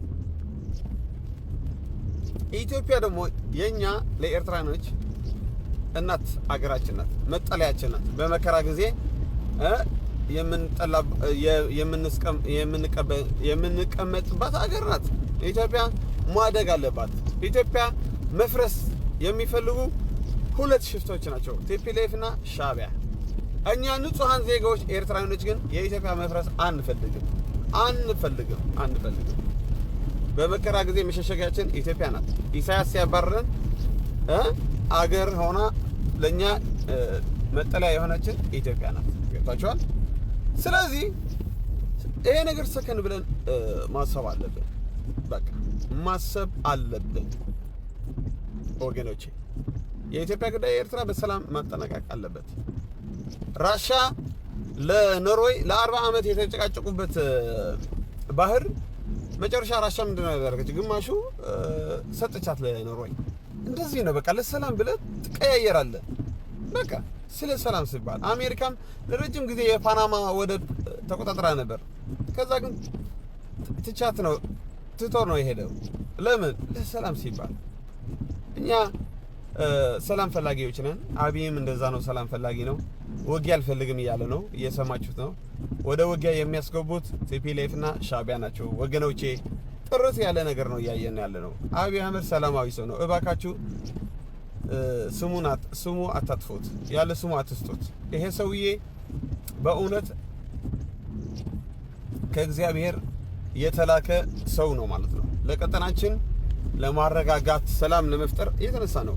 ለኢትዮጵያ ብቻ አይደለም የተነሳ፣ ለሁሉም፣ ለሱዳን፣ ለኤርትራ ሰላም ለማምጣት የተነሳ ድንቅ መሪ ነው። እኛ ባንመሰክር ዓለም መስክራለች። እኛ እውነቱ ባንናገር ዓለም እውነቱ እየተናገረች ነው። በቃ መዋሸት ምናምን እዚህ አያስፈልግም። አብይ አህመድ ገዳይ አይደለም። አብይ አህመድ ብጥብጥ የሚፈልግ ሰው አይደለም። ስሙን የሚያጠፉት ሻዕቢያና ቲፒኤልኤፍ ናቸው። እራሳቸው ውጊያ ይጀምራሉ። በኋላ ደግሞ ጀኖሳይደር ተፈጽመው ይላል። እነዚህ ውሸት ደከመን። ስለዚህ የአብይ አህመድ ውጤት እያየን ነው። አብይ አህመድ ትክክለኛ ሰው ነው። እዩት። ሰላም እያለ ነው። በቃ እኔ ውጊያ አልፈልግም እያለ ነው። ከዚህ በላይ መለመን የለም። እየለመነው መንግስት ከሆነ ግን እየለመነ ነው። ታች ወርዶ ኧረ እባካችሁ እያለ ነው። የሚሰማ ሰው ግን የለም። ያሳዝናል። እኔ በነገራችን ላይ ብዙ ጊዜ ብየዋል። በሚቀጥለው ምርጫ ብልጽግና ቢሸነፍ እና የብልጽግና ሰው ተሰብስበው እነዚህ ኃላፊዎች ተሰብስበው እንዴት ለንለቃለን ሀገር ትፈርሳለች ቢሉ ወጥቼ ተሸንፌ ያለው ውሰዱ ነው የምላችሁ። ዋው! አብይ አህመድ የእግዚአብሔር ሰው። እኔ እኮ በጣም ነው የምወደው ይሄ መሪ በእውነት በቃ። እንዴት ሰው አብይ አህመድ ይጠላል? እንዴት? እኔ ምንም ሊገባኝ አልቻለም። ማለት በህግ እንሂድ እኮ ነው ያለ። አይገባችሁም እንዴ? ኤርትራ ያለ አምባገነን እኮ ጊዜያዊ መንግስት ተብሎ እኮ ነው አልወርድም ብሎ 35 ዓመት ተቀምጠው እያሰቃየን ያለው። ይሄ ግን ባትመርጡኝ ወዲያው ነው መሄደው እያለዋችሁ ነው።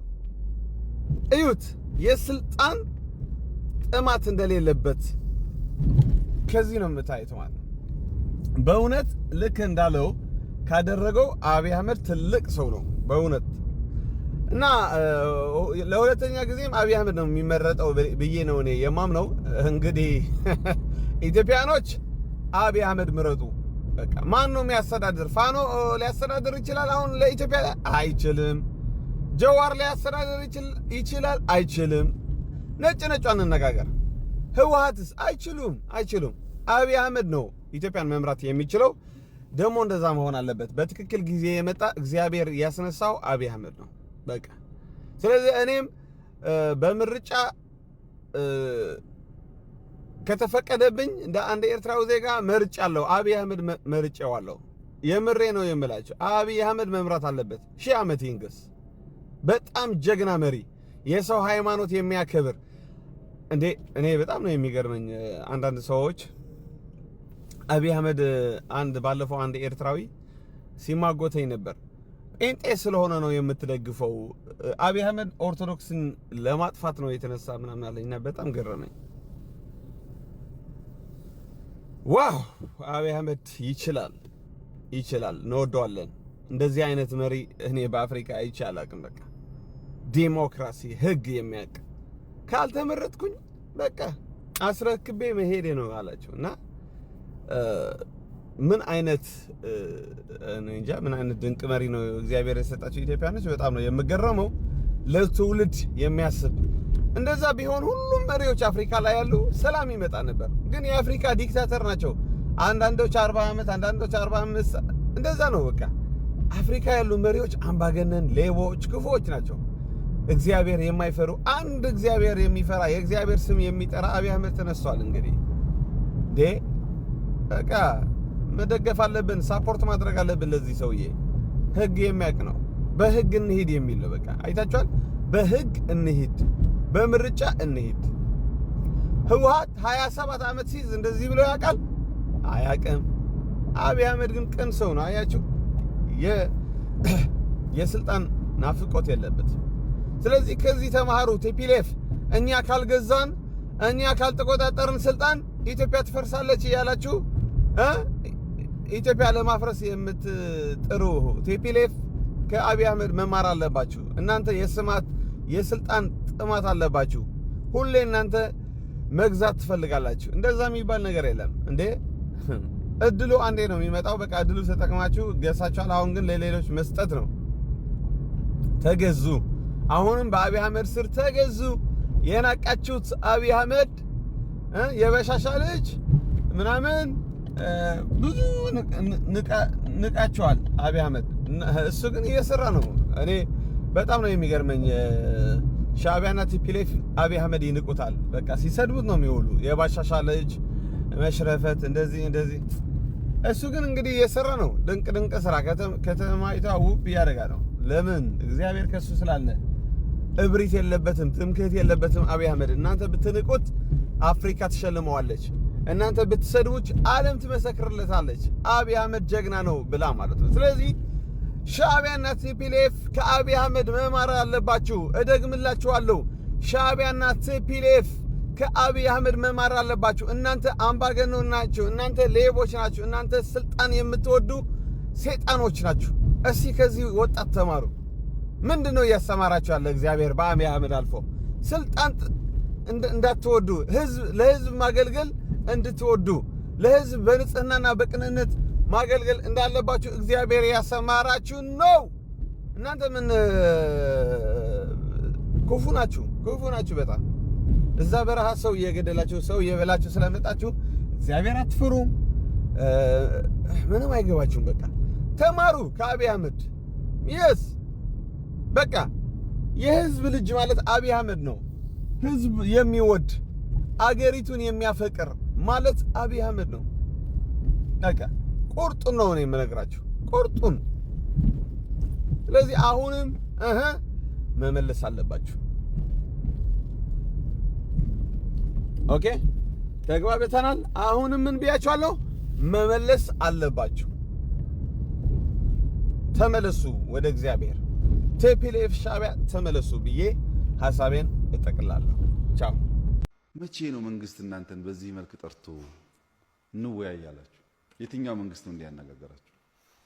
ይሄ እውነት አይደለም። ይሄ እውነት አብይ ጾም እየጾምን እንኳን መናገር እንዴት ይከብደናል። ሌላ ጊዜ ቢቀር ማለት እኔ ወደ ቅዱስ ሲኖዶስ ዋናው መስሪያ ቤት ፓትርያርኩ ጋር ባለፉት 5 ዓመታት በትንሹ 6 ጊዜ ሄጃለሁ። 6 ጊዜ በአካል ለእርቅ ብቻ ሳይሆን ብቸኝነት ተሰምቷቸው ከፍቷቸው ይሆናል ብዬ ባሰብኩበት በጦርነት ጊዜም ለጠይቃቸው ሄጃለሁ በደስታ። ምን ያንስባቸዋል? አባቴ ናቸው። እኔ እሳቸውን አባት ለማድረግ ኦርቶዶክስ መሆን አይጠበቅብኝም። 6 ጊዜ ሄደ መሪ ማን ነው? ታሪክ ጽፎ የለ እንዴ? ታሪክ ትናገሩ የለ? አምጡና ከዛ ያነሰ ከሆነ እናያለን። ዋው አይታችኋል። እንግዲህ አብይ አህመድ የሃይማኖት መከፋፈል እንደማይወድ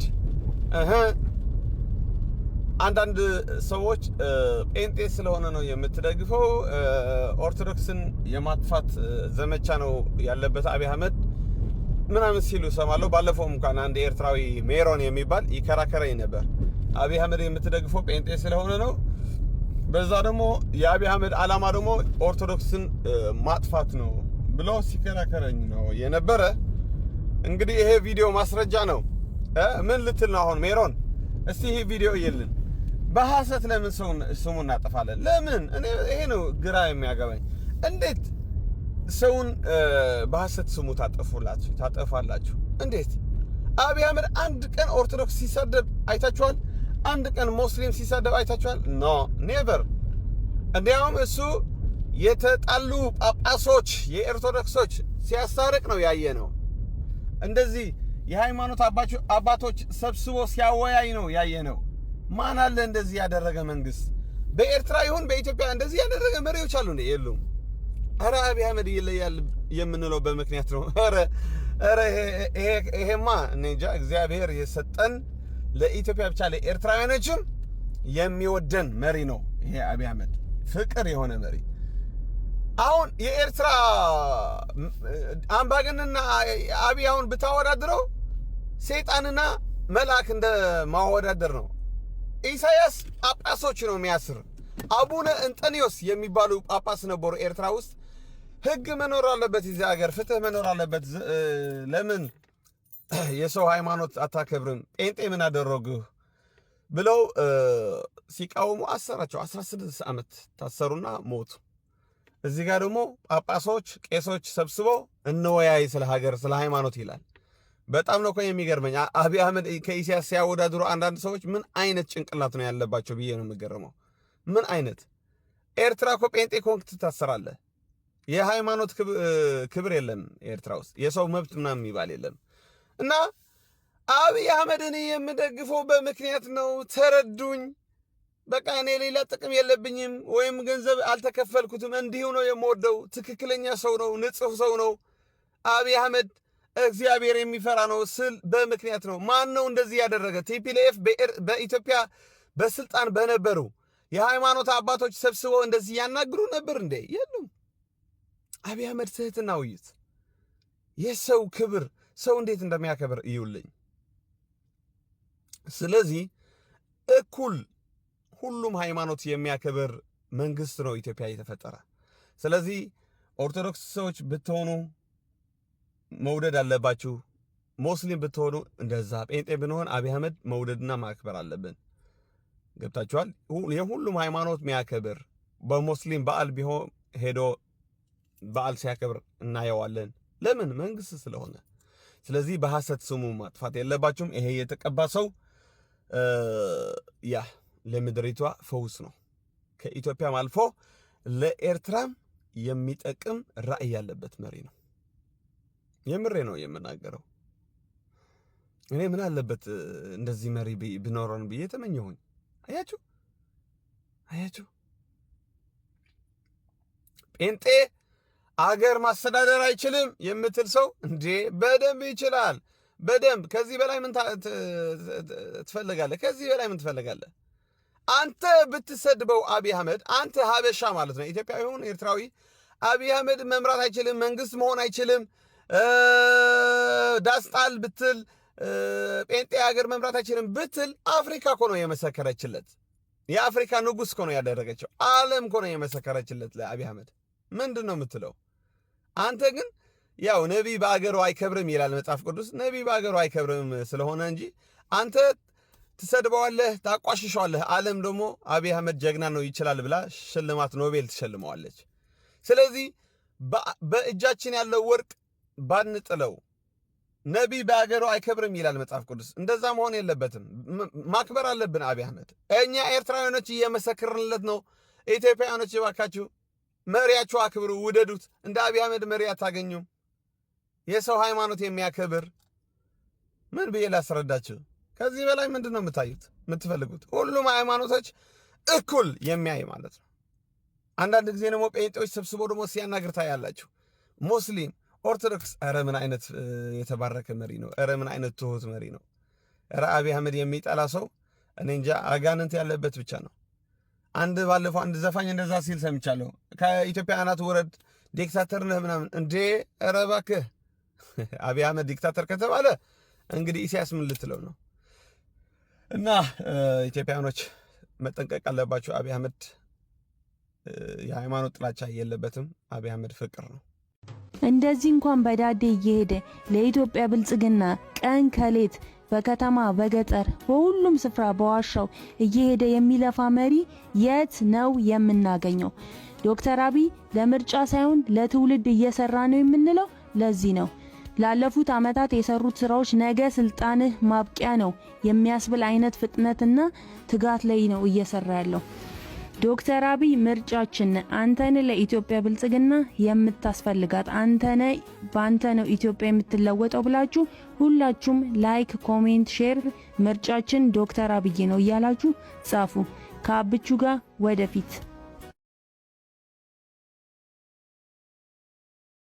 በተደጋጋሚ ብያቸዋለሁ። አብርሃ ደስታ ካሸነፍክ በ24 ሰዓት አቅፌ ያስረክብሃለሁ። ሳታሸንፍ አሁን ባላደራ ባደራ እንደሚባለው አይነት ጫወታ የምትጫወት ከሆነ ግን ግልጽ የሆነ ጦርነት ውስጥ እንገባለን ማለት ነው። ይሄ መታወቅ አለበት።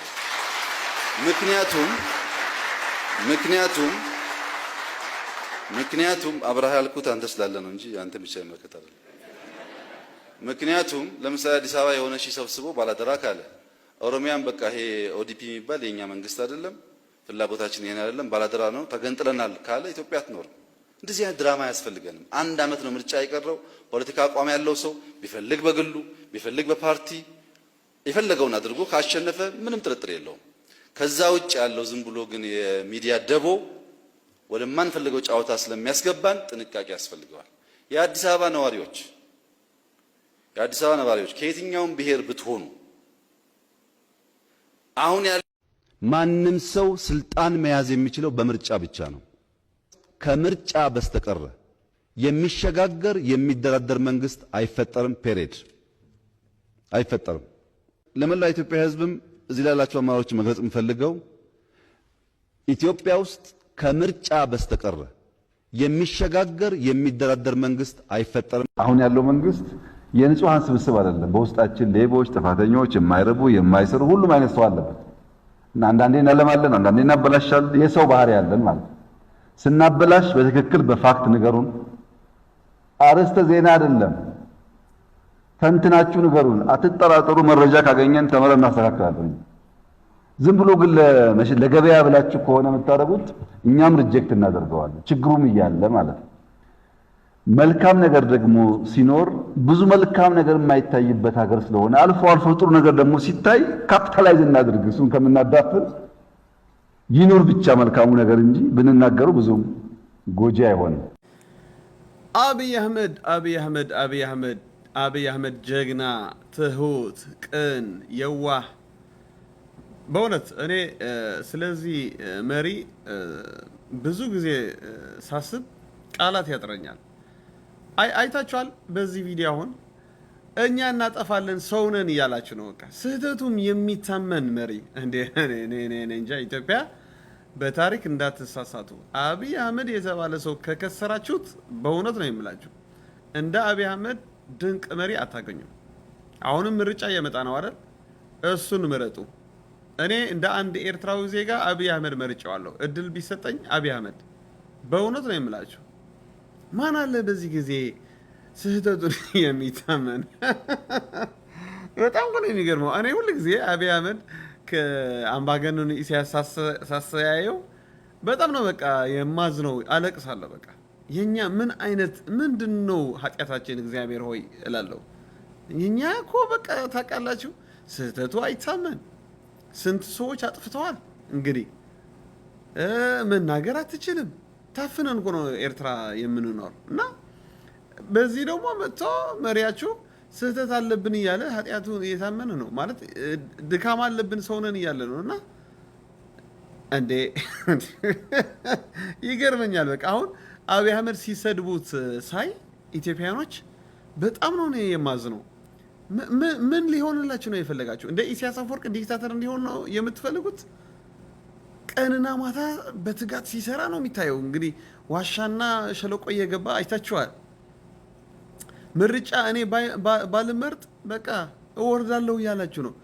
እስቲ የአፍሪካ መሪዎች አብዛኛቸው እስቲ እንያቸው። 40 ዓመት 30 ዓመት ምናምን እኮ ነው የሚመሩ። አንወርድም እያሉ ማለት ነው። በኃይል ነው እኮ የሚወርዱ አብዛኛዎቹ። ይሄ ግን ምን አይነት የተባረከ መሪ ነው? አስባችኋል? ካልተመረጥኩኝ በቃ ወርዳለሁ እያለ እኮ ነው። ከዚህ በላይ ምን ሊሆንላችሁ ነው የምትፈልጉት ኢትዮጵያውያኖች? እኔ በእውነት አብይ አህመድ የሚቃወም ሰው እንጃ። አብይ አህመድ የሚጠላ ሰው ውስጡ ክፋት ያለበትና ዘረኛ አጋንንት ያለበት ሊሆን በቃ ዘረኛ ወይም ደግሞ ክፉ ሰው ነህ። አብይ አህመድ የምትቃወም ሰው ክፉ ሰው ነህ ወይም ዘረኛ ነህ ወይም ደግሞ አጋንንት ያለበት ሰው ነው። እንዴት መልካም ነገር እያየህ ትቃወማለህ? የሚናገረው መልካም፣ የሚያደርገው መልካም። ሰው እኮ በፍሬው ነው የሚታወቅ። ጌታችን መድኃኒታችን አምላካችን ኢየሱስ ክርስቶስ ብለውናል። እንግዲህ እውነተኛ ሰው በፍሬው እኮ ነው የምታውቀው። አብይ አህመድ መልካም ነው ፍሬው። ታዲያ እየተገደሉ ያሉት ማን ነው የገደላቸው ልትል ነው? እሱ አይደለም የገደላቸው፣ እራሳቸው ነው ውጊያው የከፈቱት። እንግዲህ ወታደር ስትሆን የቄስና የፓስተር ጨዋታ የሚባል ነገር የለም በውጊያ ማለት ነው። ተባረክ አትለውም። እንግዲህ ሊገድልህ እየመጣ ወታደር ነው ወታደር ነው። ኤኒዌይ እኔ ክቡር ጠቅላይ ሚኒስትር ዶክተር አብይ አህመድ በጣም ነው የምደግፈው ስራህን። አከብርሃለሁ፣ ወድሃለሁ፣ ተስፋ አደርጋለሁ አንድ ቀን ባገኘህ ደስ ይለኛል። ያ አድናቆቴ ሁሌ ነው የምገልጽልህ። በእውነት አንተ የአፍሪካ ንጉስ ነህ። የኢትዮጵያ መሪ ሳትሆን የኢትዮጵያ ብቻ አይደለም፣ አንተ የአፍሪካ መሪ ተብለሃል። ንጉስ ነህ፣ ንጉስ በቃ እግዚአብሔር አምላክ አክብሮሃል። ማንም ታናሽነትህ አይናቅ ይላል መጽሐፍ ቅዱስ። አትናቁት። ብዙ ሰዎች ስትንቁት፣ ስትሳደቡት የባሻሻ ልጅ ምናምን እንደዚህ ስትሉ እሰማለሁና በጣም ነው እግዚአብሔር ሰው የናቀው እግዚአብሔር አከበረው። እናንተ ንቃችኋል አይደል? አብይ አህመድ እግዚአብሔር ግን አከበረው። በቃ እናንተ ባትመሰክሩለት አፍሪካ መስክሮለት የአፍሪካ መሪ ያደረጉት። እናንተ ባትመሰክሩለት ዓለም መስክራ ኖቤል ሽልማት ሸለመችው። ታዲያ ምንድን ነው የምትፈልጉ ከዚህ በላይ? ስለዚህ አብይ አህመድ መደገፍ አለብን። ኢትዮጵያውያኖች፣ ኤርትራውያኖች ከአብይ አህመድ ጎን መቆም አለብን። አብይ አህመድ ይዘው የመጣ ራዕይ በጣም ለአፍሪካ የሚጠቅም ነው። አገሪቷን የሚያለማ ብልጽግና የሚል ራዕይ እኔ ወደዋለሁ። እኔ ድህነት አልወድም። ድህነት በጣም ነው የምጠላው። ጉስቁልና በጣም ነው የምጠላው። ስደት በጣም ነው የምጠላው። ስለዚህ አብይ አህመድ ሳፖርት ካደረግነው ከደገፍነው ኢትዮጵያም ትለመልማለች፣ ኤርትራም ትለመልማለች፣ ሱዳንም ትለመልማለች፣ ግብፅም፣ ሁሉም አፍሪካ ይለመልማል። ምክንያቱ ይሄ ሰውዬ ባለ ራዕይ ነው። ስለዚህ እኔ በቃ ይሄን ቪዲዮ ሳየው ደስ አለኝና ለምን አልባርከውም ለምን አላደንቀውም ብዬ ነው ቪዲዮ የምሰራው። አብይ አህመድ በመውደዴ አብይ አህመድ በመደገፌ የምትጥሉኝ ሰዎች ምንም ልረዳችሁ አልችልም። እኔ ሁል ጊዜ ከእውነት ነው የምቆመው። በቃ አብይ አህመድ ለመደገፍ የግድ ኢትዮጵያ መሆን አይጠበቅብኝም። ኤርትራዊ ቢሆንም እውነት ያየሁት እመሰክራለሁ። በቃ ይሄ ቅን መሪ ነው። ይሄ ጀግና መሪ ነው። የዋህ መሪ ነው። ተውት በቃ ይስራ። ተውት ፋኖ፣ ተውት ቲፒኤልኤፍ፣ ተውት ኦነግ ሸኔ፣ ተውት ሻዕቢያ፣ ተውት ግብፅ፣ ተውት በቃ ይስራ። ተውት በቃ ይሄ የእግዚአብሔር ሰው፣ ይሄ ትሁት መሪ ነው። እባካችሁ ተውት በቃ። ከዚህ በላይ ምን ልናገር? ሼር አድርጉልኝ።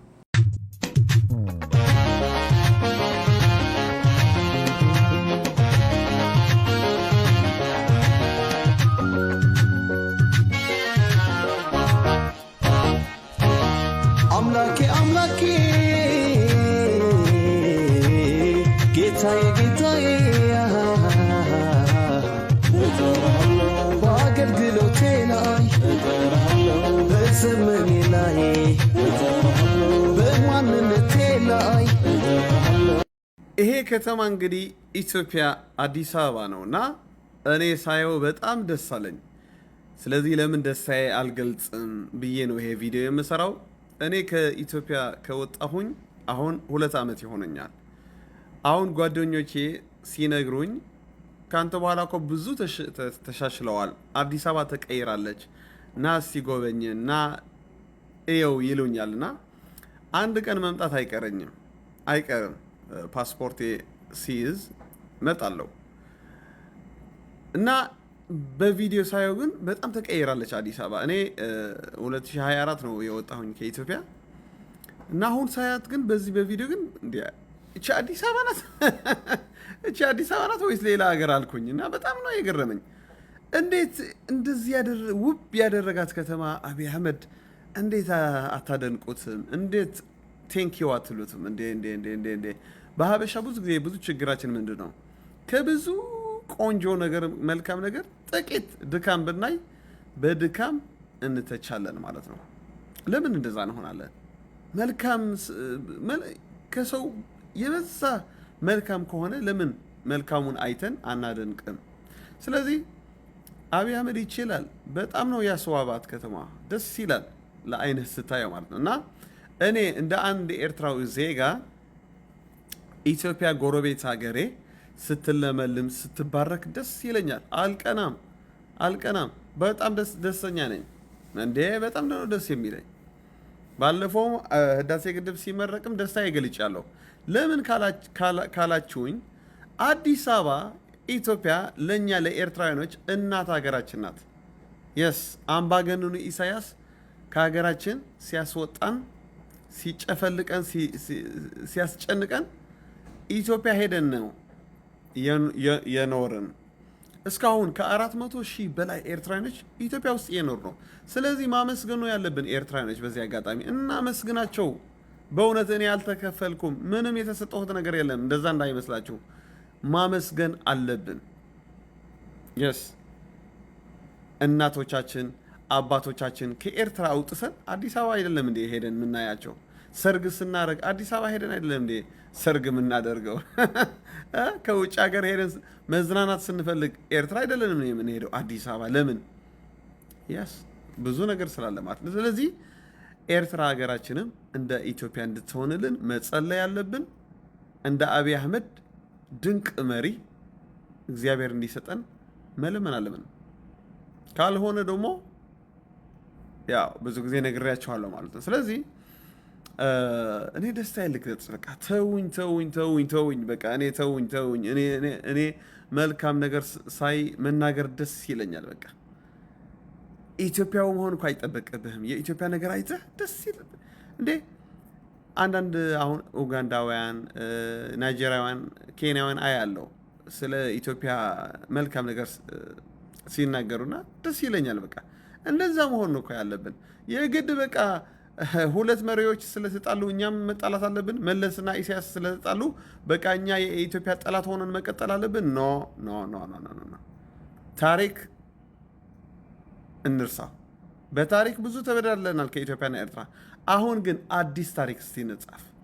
ኤርትራኖች ኒው ጄኔሬሽን ከኢትዮጵያኖች ኒው ጄኔሬሽን እስቲ ፍቅር፣ መልካም ነገር፣ ሰላም እስቲ እንደዛ እናድርግ። ተዋቸው ሻዕቢያ ቲፒኤልኤፍ ምናምን አሁን ይጠፋሉ።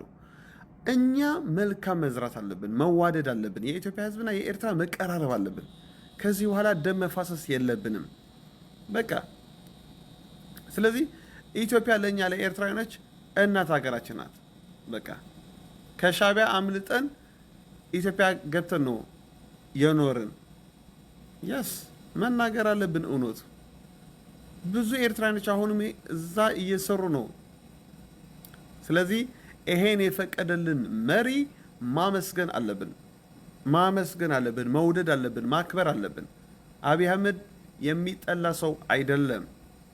ስለዚህ ወገኖቼ ኤርትራውያኖች ለኢትዮጵያውያኖች ሁሌ አመስግኗቸው።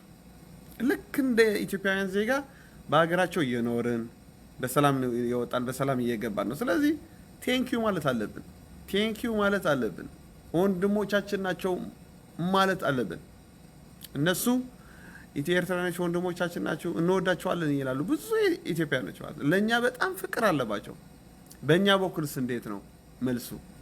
ይሄ ማሰብ አለብን። ስለዚህ ኤርትራውያኖች አሁን ደግሜም እነግራቸዋለሁ፣ በትግርኛም ብዙ ጊዜ እነግራቸዋለሁ። ለኢትዮጵያውያኖች ለኢትዮጵያ ምድር ማመስገንና መጸለይና መባረክ ነው ያለብን። ግልጽ ነው መልእክቴ ማለት ነው። ስለዚህ የኢትዮጵያ እድገት ስናይ ደግሞ ደስ ሊለን አለ። በቃ ዋው ፕሬዝ ሎርድ እግዚአብሔር ይመስገን። ደስ ይላል ምናምን ብለን በቃ ኢሳያስ ስለጠላቸው ኢሳያስ ስለተናገረ ወይም ደግሞ ና እኛ የኢሳያስ ባሪያ አይደለንም። በቃ ኢሳያስና ደብረጽዮን ተዋቸው፣ እነሱ ኋላ ቀር ናቸው። እኛ አዲስ ትውልድ ግን ሰላም መፍጠር አለብን። ከኢትዮጵያ ሰላም መፍጠር የስ ጎረቤታችን መራብ የለባቸውም፣ ማደግ አለባቸው። የስ ወደቡ ቢሆን አብረን እንጠቀምበታለን፣ አብረን እናድጋለን።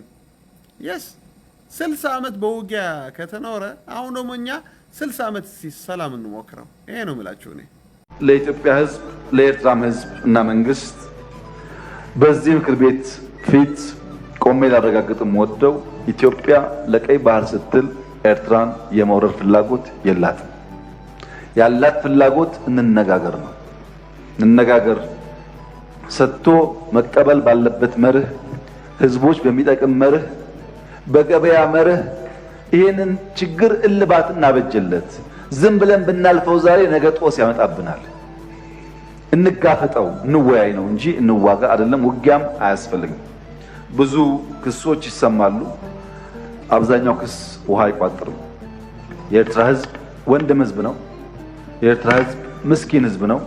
እንደ ኢትዮጵያ ለማደግ የሚፈልግ ህዝብ ነው። የሚያስፈልገው ልማት ነው፣ ውጊያ አይደለም። ተባብረን መልማት፣ ተባብረን መስራት ነው እንጂ አንዱ አንዱን መውጋት የኛ እቅድ አይደለም። በሌላ መንገድ ኢትዮጵያ ላይ ማንም ሀገር ወረራ ሊፈጽምና ከጀመርነው ህልም ሊያስቆመን ይችላል የሚል ስጋት ደግሞ የለብንም። ጭራሽ ስጋት የለብንም። አብይ አህመድ የሚረዳው ያጣ መሪ ብዬዋለሁ። እንግዲህ ብዙ ሰው አብይ አህመድ አልተረዳውም። በኢትዮጵያም ወገን በኤርትራም በኩል ያልተረዱት ሰዎች አሉ። እሱን ለማስረዳት ነው ደጋግሜ የአብይ አህመድ ቪዲዮ አምጥቼ የምናገረው። በግልጽ እየተናገረው እኮ ነው። አንዳንድ ኤርትራኖች አሁን ይፈራሉ፣ አብይ ሊወረን ነው ምናምን ይላሉና እሱ እኮ በግልጽ አማርኛ እኮ እየተናገረ ነው። የሰማነው ነው። እኛ ውጊያ አንፈልግም፣ ኤርትራን መውረር አንፈልግም፣ ኤርትራኖች ምስኪን ናቸው፣ ወንድሞቻችን ናቸው እያላችሁ ነው። ኤርትራውያን ወገኖቼ ባይዘወይ መንግስቱ ኃይለ ማርያም ስላሰቃየን አብይ ያሰቃየናል ማለት አይደለም። መንግስቱ ኃይለ ማርያም ሌላ ነው፣ አብይ አህመድ ደግሞ ሌላ ነው። ለምንድን ነው በታሪክ የምንኖረው? እስቲ አዲስ መንገድ እንጀምር፣ የፍቅር መንገድ። አብይ አህመድ ከመጀመሪያ ሲመጣ ፍቅር ብሎ ነው የመጣ። በቃ ፍቅር ያሸንፋል እንደመር ብሎ፣ ግን የሚረዳበት ሰው አጣ። በዚህም ቲፒኤልኤፍ፣ በዚህም ፋኖ፣ በዚህ ሻዕቢያ፣ በዚህ ግብፅ ጠላቶች በዙበት እንጂ የት ይደርስ ነበር አብይ አህመድ? ይሄን ሁሉ ሰልፍ ያለበት በ8 ዓመት አዲስ አበባ ምን እየሰራ ነው እያየ ነው እና ይሄ መሪ ምን አለ ብናግዘው ተባብረን ሁላችን። ደስ የሚል ራዕይ ነው ያለው። በቃ ብልጽግና ስሙ ራሱ ደስ ይላል። ብልጽግና የሚጠላ ዲያብሎስ ብቻ ነው። ምክንያቱም ዲያብሎስ ሰይጣን ሰዎች በድህነት እንዲኖሩ፣ እንዲጎሳቆሉ፣ አገራቸው ጥለው እንዲሰደዱ ነው የሚፈልግ። በተለይ በሰሜን በኩል ትልቅ ዘንዶ ነው ያለው። እዛ ደም ጠጪ ዘንዶ ነው ያለ። ሁሌ በውጊያ ህዝቡን ለማኖር ይፈልጋልና አብይ አህመድ ግን ይሄ ነገር ሊደረምሰው ሊያፈርሰው ተነስቷል። እንግዲህ ለረጅም ዓመታት በጥላቻ ያኖሩን ነበር ሁለቱም መሪዎች ቲፒኤልኤፍና ሻዕቢያ። ህዝቡ እንዳይገናኝ በቃ ሰላም ከመጣ እንግዲህ ስልጣናቸው ያበቃል። ዳስዋይ ነው አሁን በጥላቻ የሚሄዱ አብዛኛው ዲክታተሮች እና የነዚህ ሴራ ተንኮል ደግሞ አብይ አህመድ አፈረሰው። እግዚአብሔር ከሱ ጋር ስላለ ስንት የተጠፋፋ ህዝብ ተገናኘ በአብይ አህመድ በኩል። መልሶ ግን ኢሳያስ ዘጋው። ለምን? ኢሳያስ ሰላም አይፈልግም። እኔ አሁን ለአብይ አህመድ አንድ ነገር ነው የምለው። አብይ አህመድ ሆይ፣ ክቡር ጠቅላይ ሚኒስትር ዶክተር አብይ አህመድ፣ እኛ አዲስ ትውልድ ብርጌድና ሐመዱ ወይም ደግሞ ብሎ ሪቮሉሽን የምንባለው የለውጥ እንቅስቃሴ በሙሉ ነው የምንደግፍህ። ኢሳያስ ብቻ ጣልልን። በቃ በባሌ ይሁን በቦሌ ኢሳያስ ብቻ አንሳልንና ከእኛ ጋር ተስማማ። እኛ ሰላም እንፈልጋለን። ከኢትዮጵያኖች ሰላም ነው የምንፈልገው፣ ውጊያ አንፈልግም። እኛ አዲስ ትውልድ ኤርትራውያኖች ከኢትዮጵያውያን ወገኖቻችን ደም መለዋወጥ እንጂ ደም መፋሰስ አንፈልግም ብለን ቆርጠን ተነስተናል። ግን አንተ አግዘን፣ አግዘን። በቃ ይሄ ጨካኝ አውሬ አንሳልን። ሌላ አንጠይቅህም። ህዝቡም ራሱ ስለሚፈራ ነው እንጂ አብዛኛው ኤርትራዊ ኢሳያስ አይፈልገውም። የኢሳያስ ሞት እየጠበቀ ነው ሁሉም ህዝብ ኤርትራ። ፍርሃት ስላለበት ነው የማይናገረው እንጂ ኢሳያስ በወደቀበት ጊዜ ታያላችሁ። ብዙ ኤርትራውያኖች ኢትዮጵያ ውስጥ የሚኖሩ በዓል ነው የሚያከብሩ። በእውነት ነው የምላችሁ። ስለዚህ ልክ አሳድ ከሶሪያ እንደተባረረ ኢሳያስ አባርርልን፣ አግዘን። አብይ አህመድ ኢዲ አሚን ዳዳ የኡጋንዳ ዲክታተር በማን ነው የተነሳ? በታንዛኒያና የለውጥ እንቅስቃሴ የኡጋንዳ ወጣቶች ተባብረው ነው ያነሱት። ምክንያቱም ልክ እንደ ኢሳያስ ጎረቤት ሀገር እንደሚያስቸግር ኢዲ አሚን ዳዳ ዲክታተርን ለጎረቤት ሀገር ያስቸግር ነበር። ስለዚህ ጎረቤት ሀገራችን ኢትዮጵያ ወንድሞቻችን ናቸው። አንድ አካል ነን። አንድ ደም ነው ያለብን። ተዋልደናል፣ ተጋብተናል፣ አንድ ህዝብ ነን። በታሪክም አንድ ላይ ኖረናል። ጊዜ ስለሆነ ተለያይተናል። ጊዜ ደግሞ ይመጣል የሚያገናኘን እና ይሄ አንድ ህዝብ በሁለት ሀገር የሚኖር እንዳይገናኝ ቲፒኤልኤፍና ሻዕቢያ የተባሉ ነቀርሳ ሆኖ ካንሰር ሆኖ ለብዙ ዘመን አስቸገሩ። ስለዚህ አብይ አህመድ እግዚአብሔር ነው አንተን ያስነሳ፣ ማንም የሚያሸንፍህ የለም። ብቻ እነዚህ ሁለት አውሬዎች ደም ጠጪ ለትግራይና ለኤርትራ ህዝብ የማይጠቅሙ አንሳለን። በቃ አግዘን፣ ለኛ ለለውጥ እንቅስቃሴ አግዘን። እነሱ ብቻ አንሳለን። ሻዕቢያና ቲፒኤልኤፍ አንሳልንና ኢትዮጵያ ኤርትራ ለምለም እናደርጋታለን፣ ገነት እናደርጋታለን። ቦርደር የሚባል ነገር አይኖርም። በሰላም ህዝቡ ይኖራል፣ በሰላም ህዝቡ ይሰራል። የኔ ምኞት ራዕይ እንደዛ ነው። ልክ ኬንያ፣ ኡጋንዳ፣ ሩዋንዳ በነፃ እንደምትገባ እንደምትወጣ ያለ ቪዛ እንደዛ እናደርገዋለን። የኤርትራና የኢትዮጵያ ጉዳይ ደግሞ የኤርትራ ህዝብ አልፈልግም እኔ ከኢትዮጵያ አንድ መሆን ነው የምፈልገው ካለ ደግሞ አንድ እንሆናለን። አልፈልግም አገር ሆኜ መቀጠል ነው የምፈልገው ግን ቦርደር ይከፈት ወደቡ አብረን እንጠቀምበት ካለ ህዝቡ ደግሞ በዛም እንሄዳለን። ብቻ ቲፒኤልኤፍና ሻዕቢያ አንሳለን። አብይ አህመድ እንለምናለን። ኤርትራ እባክህ አይሰሙህም። ብትናገር ትደክማለህ እንጂ አይሰሙህም። እነሱ ሰላም አይፈልጉም። በሰላም አይኖርም። ሰላም ከመጣ ሰው ይጠይቃቸዋል፣ ዲሞክራሲ ይላቸዋል።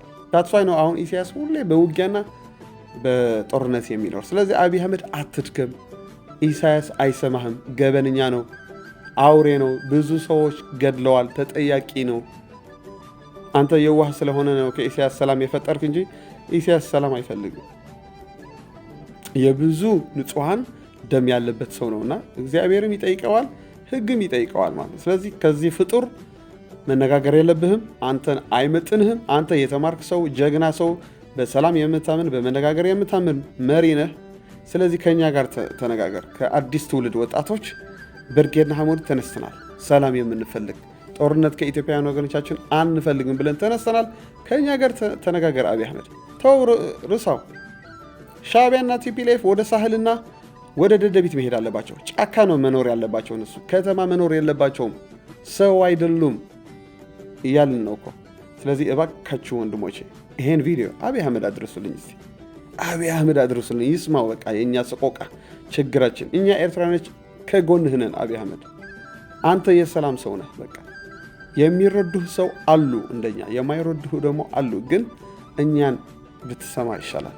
ከኢሳያስ መነጋገር ይብቃ። ከኤርትራ መንግስት ከክቡር ፕሬዝዳንት ኢሳያስ ምናምን አትበል። ክቡር አይደለም ኢሳያስ፣ የተዋረደ ክፉ የተጣለ ዲያብሎስ ነው። ለምንድን ነው ክቡር ፕሬዝዳንት የምትለው? ኖ ኢሳያስ ፕሬዝዳንት አይደለም፣ አውሬ ዲክታተር ሰይጣን ነው። አይመጥንህም። ከእሱ ጋር አትነጋገር።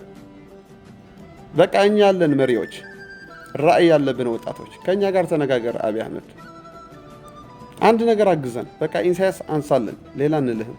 ሼር አድርጉልኝ። ከ6 ዓመት በፊት ለዶክተር አብይ ጠቅላይ ሚኒስተር እንደሚሆን በእግዚአብሔር ሴት በነቢይ ብርቱካን የተነገረ ትንቢት። ጠቅላይ ሚኒስትር ሆነ ስትቀመጥ የጌታ መንፈስ ያሳየኛል። ኢየሱስ ጌታ። በኢትዮጵያ የጠቅላይ ሚኒስትርነት ስልጣን ላይ ተቀምጣ ያለው አለችው።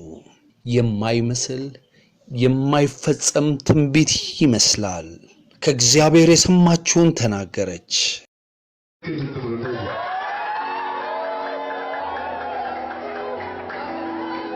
ነብይ ብርቱካን እውነተኛ የእግዚአብሔር ሰው ናት። በመጀመሪያው ቀን ስራውን ጀምሯል። ትመሰክራላችሁ።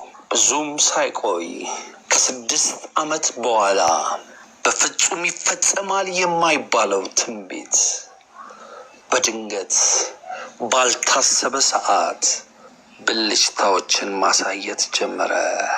እግዚአብሔር ተናገረ። እግዚአብሔርም ወደዚህ ስልጣን ቦታ ጠራው። እግዚአብሔር ተናገረ፣ እግዚአብሔር ፈጸመ። በድጋሜ እንደምናመሻችሁ ሰበር ዜና። የኢህአዴግ ምክር ቤት ዶክተር አብይ አህመድን የድርጅቱ ሊቀመንበር አድርጎ መረጠ። ምክር ቤቱ ካለፈው ማክሰኞ ጀምሮ ሲያካሂደው በቆየው ስብሰባ የድርጅቱ የተሃድሶ ሂደት በየደረጃው የደረሰበትን ደረጃ በጥልቀት መገምገሙን አስታውቋል። በተለይ በስራ አስፈጻሚ ኮሚቴና በአራቱ ብሔራዊ ድርጅቶች የግምገማ ሪፖርት ላይ በሰፊው ተወያይቷል። ሊቀመንበሩ የነበሩትን አቶ ኃይለማርያም ደሳለኝን ያቀረቡትን የመልቀቂያ ጥያቄም ተቀብለዋል። ይህን ተከትሎም ምክር ቤቱ ባካሄደው ምርጫ ዶክተር አብይ አህመድን የድርጅቱ ሊቀመንበር በማድረግ መርጧል።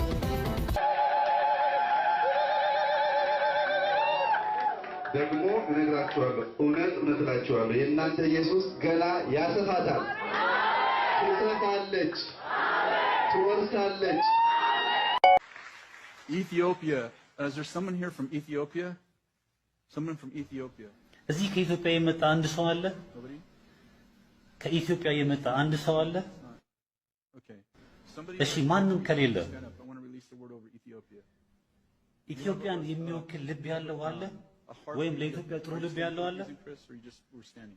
አፍሪካ ውስጥ የምትገኝ ሀገር ነች። Is there anybody else you actually have a heart for Ethiopia? Okay, great. Is there anyone else? If you're specifically standing because you have a heart for Ethiopia, or you're from Ethiopia, or whatever, you have some connection with Ethiopia. That's the cross of Ethiopia. Great. Is there anyone else? So there's 1, 2. Anybody else? That's all those folks right there. You actually have connections some way, at least heart connections. በጣም ጥሩ። አንድ ሰው ግንኙነት ያለው አግኝቻለሁ። ጥሩ ነው። ስለ ኢትዮጵያ በመንፈሴ አንድ ነገር ያለው ጥቁር መቅሰፍት በኢትዮጵያ ላይ የኢትዮጵያ የሆነን ሀብት ለመዝረፍ የወጣ በእርግጥ ኢትዮጵያን አላውቅም። በአገሪቱም ላይ የድህነት ተከታይ የሆነ ነገርን አያለው። ይህች ሀገር ንጉሥ ወይም በምን እንደምትመራም አላውቅም። አንድ ሰው ግን አያለው የንግስና አክል ያደረገ አላውቅም፣ ፕሬዚዳንት ንጉሥ። ነገር ግን አያለው አንድ ሰው ለዚች ሀገር የብልጽግና አእምሮ ይዞ የመጣ አንድ ሰው አያለው። በእርግጥ ስለ ኢትዮጵያ የማውቀው የለም። ስለዚህም እዚህ ኢትዮጵያን ወክላችሁ በተነሳችሁት ሰዎች ስም ይህንን ያየሁትን የብልጽግና መንፈስ በዚች ሀገር ላይ ይለቃሉ። እናንተ ለኢትዮጵያ ጣልቃ የገባችሁ ሰዎች ናቸው። ይህች በድህነት ብዙ ነገሯን የተሰረቀባት ሀገር ብልጽግና እንደመጣ በእናንተ በተነሳችሁት ጣልቃ ገብነት በኢየሱስ ስም ይህን የብልጽግና መንፈስ እለቃለሁ። በኢየሱስ ስም እንጸልያለን። በሌሊት ቀስቅሶ የድህነትን መንፈስ የሚያጠፉበትን እቅድ እንዲሰጣቸው አላውቅም እስካሁን ይህን ነገር አይቼም አላውቅም። አሁንም የማየው የሆነ ጥቁር መቅሰፍት ነገር ሀገሪቱን የሸፈነ ነው። እንዲህ አይነት ነገር ነው የሚታየኝ። ጥቁር መቅሰፍት ሰዎች በምድሪቱ ውስጥ ያለውን ወርቅ፣ እንቁ፣ ነዳጅ፣ የተለያዩ ሀብቶችን እንዳያዩ የጋረደ ጥቁር መቅሰፍት ነው። አሁን እንጸልያለን ይህ ጥቁር ደመና እንዲነሳ እንዲሁም ኢትዮጵያ ከአንደኛ ዓለም ተርታ ለማሰለፍ አንድ ንጉሥ ያለው አላውቅም የዛን ሀገር የመንግስት አወቃቀር ግን ይህ ሰው እንዲለቀቅ እንጸልያለን። አያለው ይህ መሪ አንጸባራቂ የሆነ ቅባት በራሱ ላይ አለ። በዚህም ሀገሪቱን ከድህነት የሚያወጣበት ቅባት ነው። ወደ ብልጽግና የሚወስዳት መሪ ነው። በራሱ ላይ ባለው አክሊል ላይ ደግሞ የተፈጥሮ ሀብቶችን በብዙ አፍሪካ አገሮች እስከ አሁን ሲዘረፉ የነበሩ ብዙ አፍሪካ አገሮችን በእርግጥ አላውቅም፣ ይቅርታ ስለ ኢትዮጵያም እንዲሁ አላውቅም። በዚህ በዘውድ ወይም በአክሊል ላይ የማየው የተፈጥሮ ሀብት ግን በፍጹም ከኢትዮጵያ የማይሰረቅባት እንደሆነ አውቃለሁ። ብዙ የአፍሪካ ሀገሮችም በዚህ እንደሚቸገሩ፣ ምዕራባውያን ሀብቶቻቸውን እንደሚዘርፏቸው፣ ነገር ግን እግዚአብሔር ለኢትዮጵያ ብቻ የገለጠው የተፈጥሮ ሀብት ይህ ሀብት ገንዘብ ብቻ አይደለም። የኢትዮጵያ ሕዝብ አስተሳሰብ ድህነታቸውን ብቻ አይደለም ይህ በረከት የሚሰብረው ትናንሽ አስተሳሰቦችንም ጭምር ነው። ይገባችኋል ምን እንደምል? እናንተ እዚህ ኢትዮጵያን ወክላችሁ የቆማችሁ ለዚህ ትንቢት አቀጣጣይ ናችሁ። ለዚህ የአእምሮ አስተሳሰብ ለውጥ መምጣት እና እዚህ ያላችሁ ሁሉ በኢየሱስ ስም ጸልዩ። ስለዚህ እንጸልይ፣ ፍትህ በዚች ሀገር እንዲሰፍን በኢየሱስ ስም ለዚህ የፍትህን ኃይል በዚች ሀገር ላይ ለቀቅን። ፍትህ ለአገሪቱ በጽድቅ እንድትመራ ይህች አገር ኢትዮጵያ እንጸልያለን። እናም አያለው በሚቀጥለው 30፣ 40 እና 50 ዓመታት ይህች ሀገር የበለጸገች ሀገር ሆና አያለው። ዳይመንድ፣ ወርቅ፣ የከበረ ማዕድን በምድሪቱ ላይ አያለው። በእርግጥ ዳይመንድ መሬት ውስጥ ምን እንደሚመስል አላውቅም። ምናልባትም ይህ የብልጽግና ምልክት ይሆናል የማየው። ነገር ግን ይህ ዳይመንድ የማየው 30, 40, 50 years, I'm just seeing like in the next years, this would become a prosperous country. I see diamonds. I don't know if it's actually diamonds like physically. ብዙ ዳይመንዶችን ሲያወጣ ብዙ ሀብቶች የተደበቁ ሲለቀቁ አያለው። ለብዙ ዘመን ተደብቀው የነበሩ ከነዚህ ህዝቦችና አሁንም የብልጽግና አእምሮ እንዳገኙ ሲለቀቁላቸው አያለው። ጊዜያቸውንም አያባክኑም። ያየሁት ይህንን ነው። ለዚች ሀገር በኢየሱስ ስም ስለሆነ እናመሰግንሃለን፣ እናመሰግንሃለን ኢየሱስ። That they would find wealth as they have a wealth mentality in Jesus' name. That's just a good word right there. We receive that. Awesome. ዋው የሚገርም ነው። ይሄ ትንቢት በነቢት ብርቱካንና በፈረንጁ ነው ለአብይ አህመድ የመጣው። ፈረንጁ አሁን ከ9 ዓመት በፊት ነበር ትንቢቱ ያስተላለፈው። ምን ብለው ነበር የተነበየው? በአንድ አፍሪካ ኢትዮጵያ የምትባል ሀገር አንድ ወጣት ይነሳል፣ ፕሮስፐሪቲ ብልጽግና ብሎ ራዕይ ይዞ ይመጣልና ሀገሪቷን ያበልጽጋታል ምናምን ብሎ በጣም ትልቅ መልእክት አስተላልፎ ነበር ነጭው ከ9 ዓመት በፊት። አሁን ትንቢቱ ተፈጸመ ማለት ነው። ነቢይ ብርቱካን ደግሞ ከ6 ዓመት አሁን ከ8 ዓመት ማለት ነው። ከ8 ዓመት በፊት ትንቢት ያመጣችው ማለት ነው። ያው ተፈጸመ። ዳስ ዋይ ነው እኔ ብዙ ጊዜ የምላችሁ አብይ አህመድ ማንም አያሸንፈውም። ለምን? እግዚአብሔር ነው የመረጠው። እግዚአብሔር ነው በዓላማ ያመጣው ለኢትዮጵያ ለትንሣኤ። ለኢትዮጵያ ብቻ ሳይሆን ለኤርትራዊዎችም ይጠቅመናል። በቃ ይሄን ሰውዬ መደገፍ አለብን። እግዚአብሔር ይባርክህ፣ እግዚአብሔር ያስፋህ ማለት አለብን። ምክንያቱም እውነተኛ፣ አይሰርቅም፣ ትሁት። ይኸውላችሁ ኤርትራዊ ብሆንም እውነት ሳይ እኔ ደስ ይለኛል። መልካም ነገር ሳይ ደስ ይለኛል፣ አደንቃለሁ። ይሄ ደግሞ መብቴ ነው። ማንም የመደገፍ መብት አለኝ። ሶማላዊ መደገፍ መብቴ ነው። ስለዚህ አንዳንድ ሰዎች ኤርትራዊ ነህ በቃ ለኤርትራውያን ደግፍ ነው እንደዛ የሚባል ነገር እኔ ጋር አይሰራም። እኔ ሰማያዊ ነኝ፣ በምድር ኤርትራዊ ነኝ። ስለዚህ እውነት መናገር አለብኝ።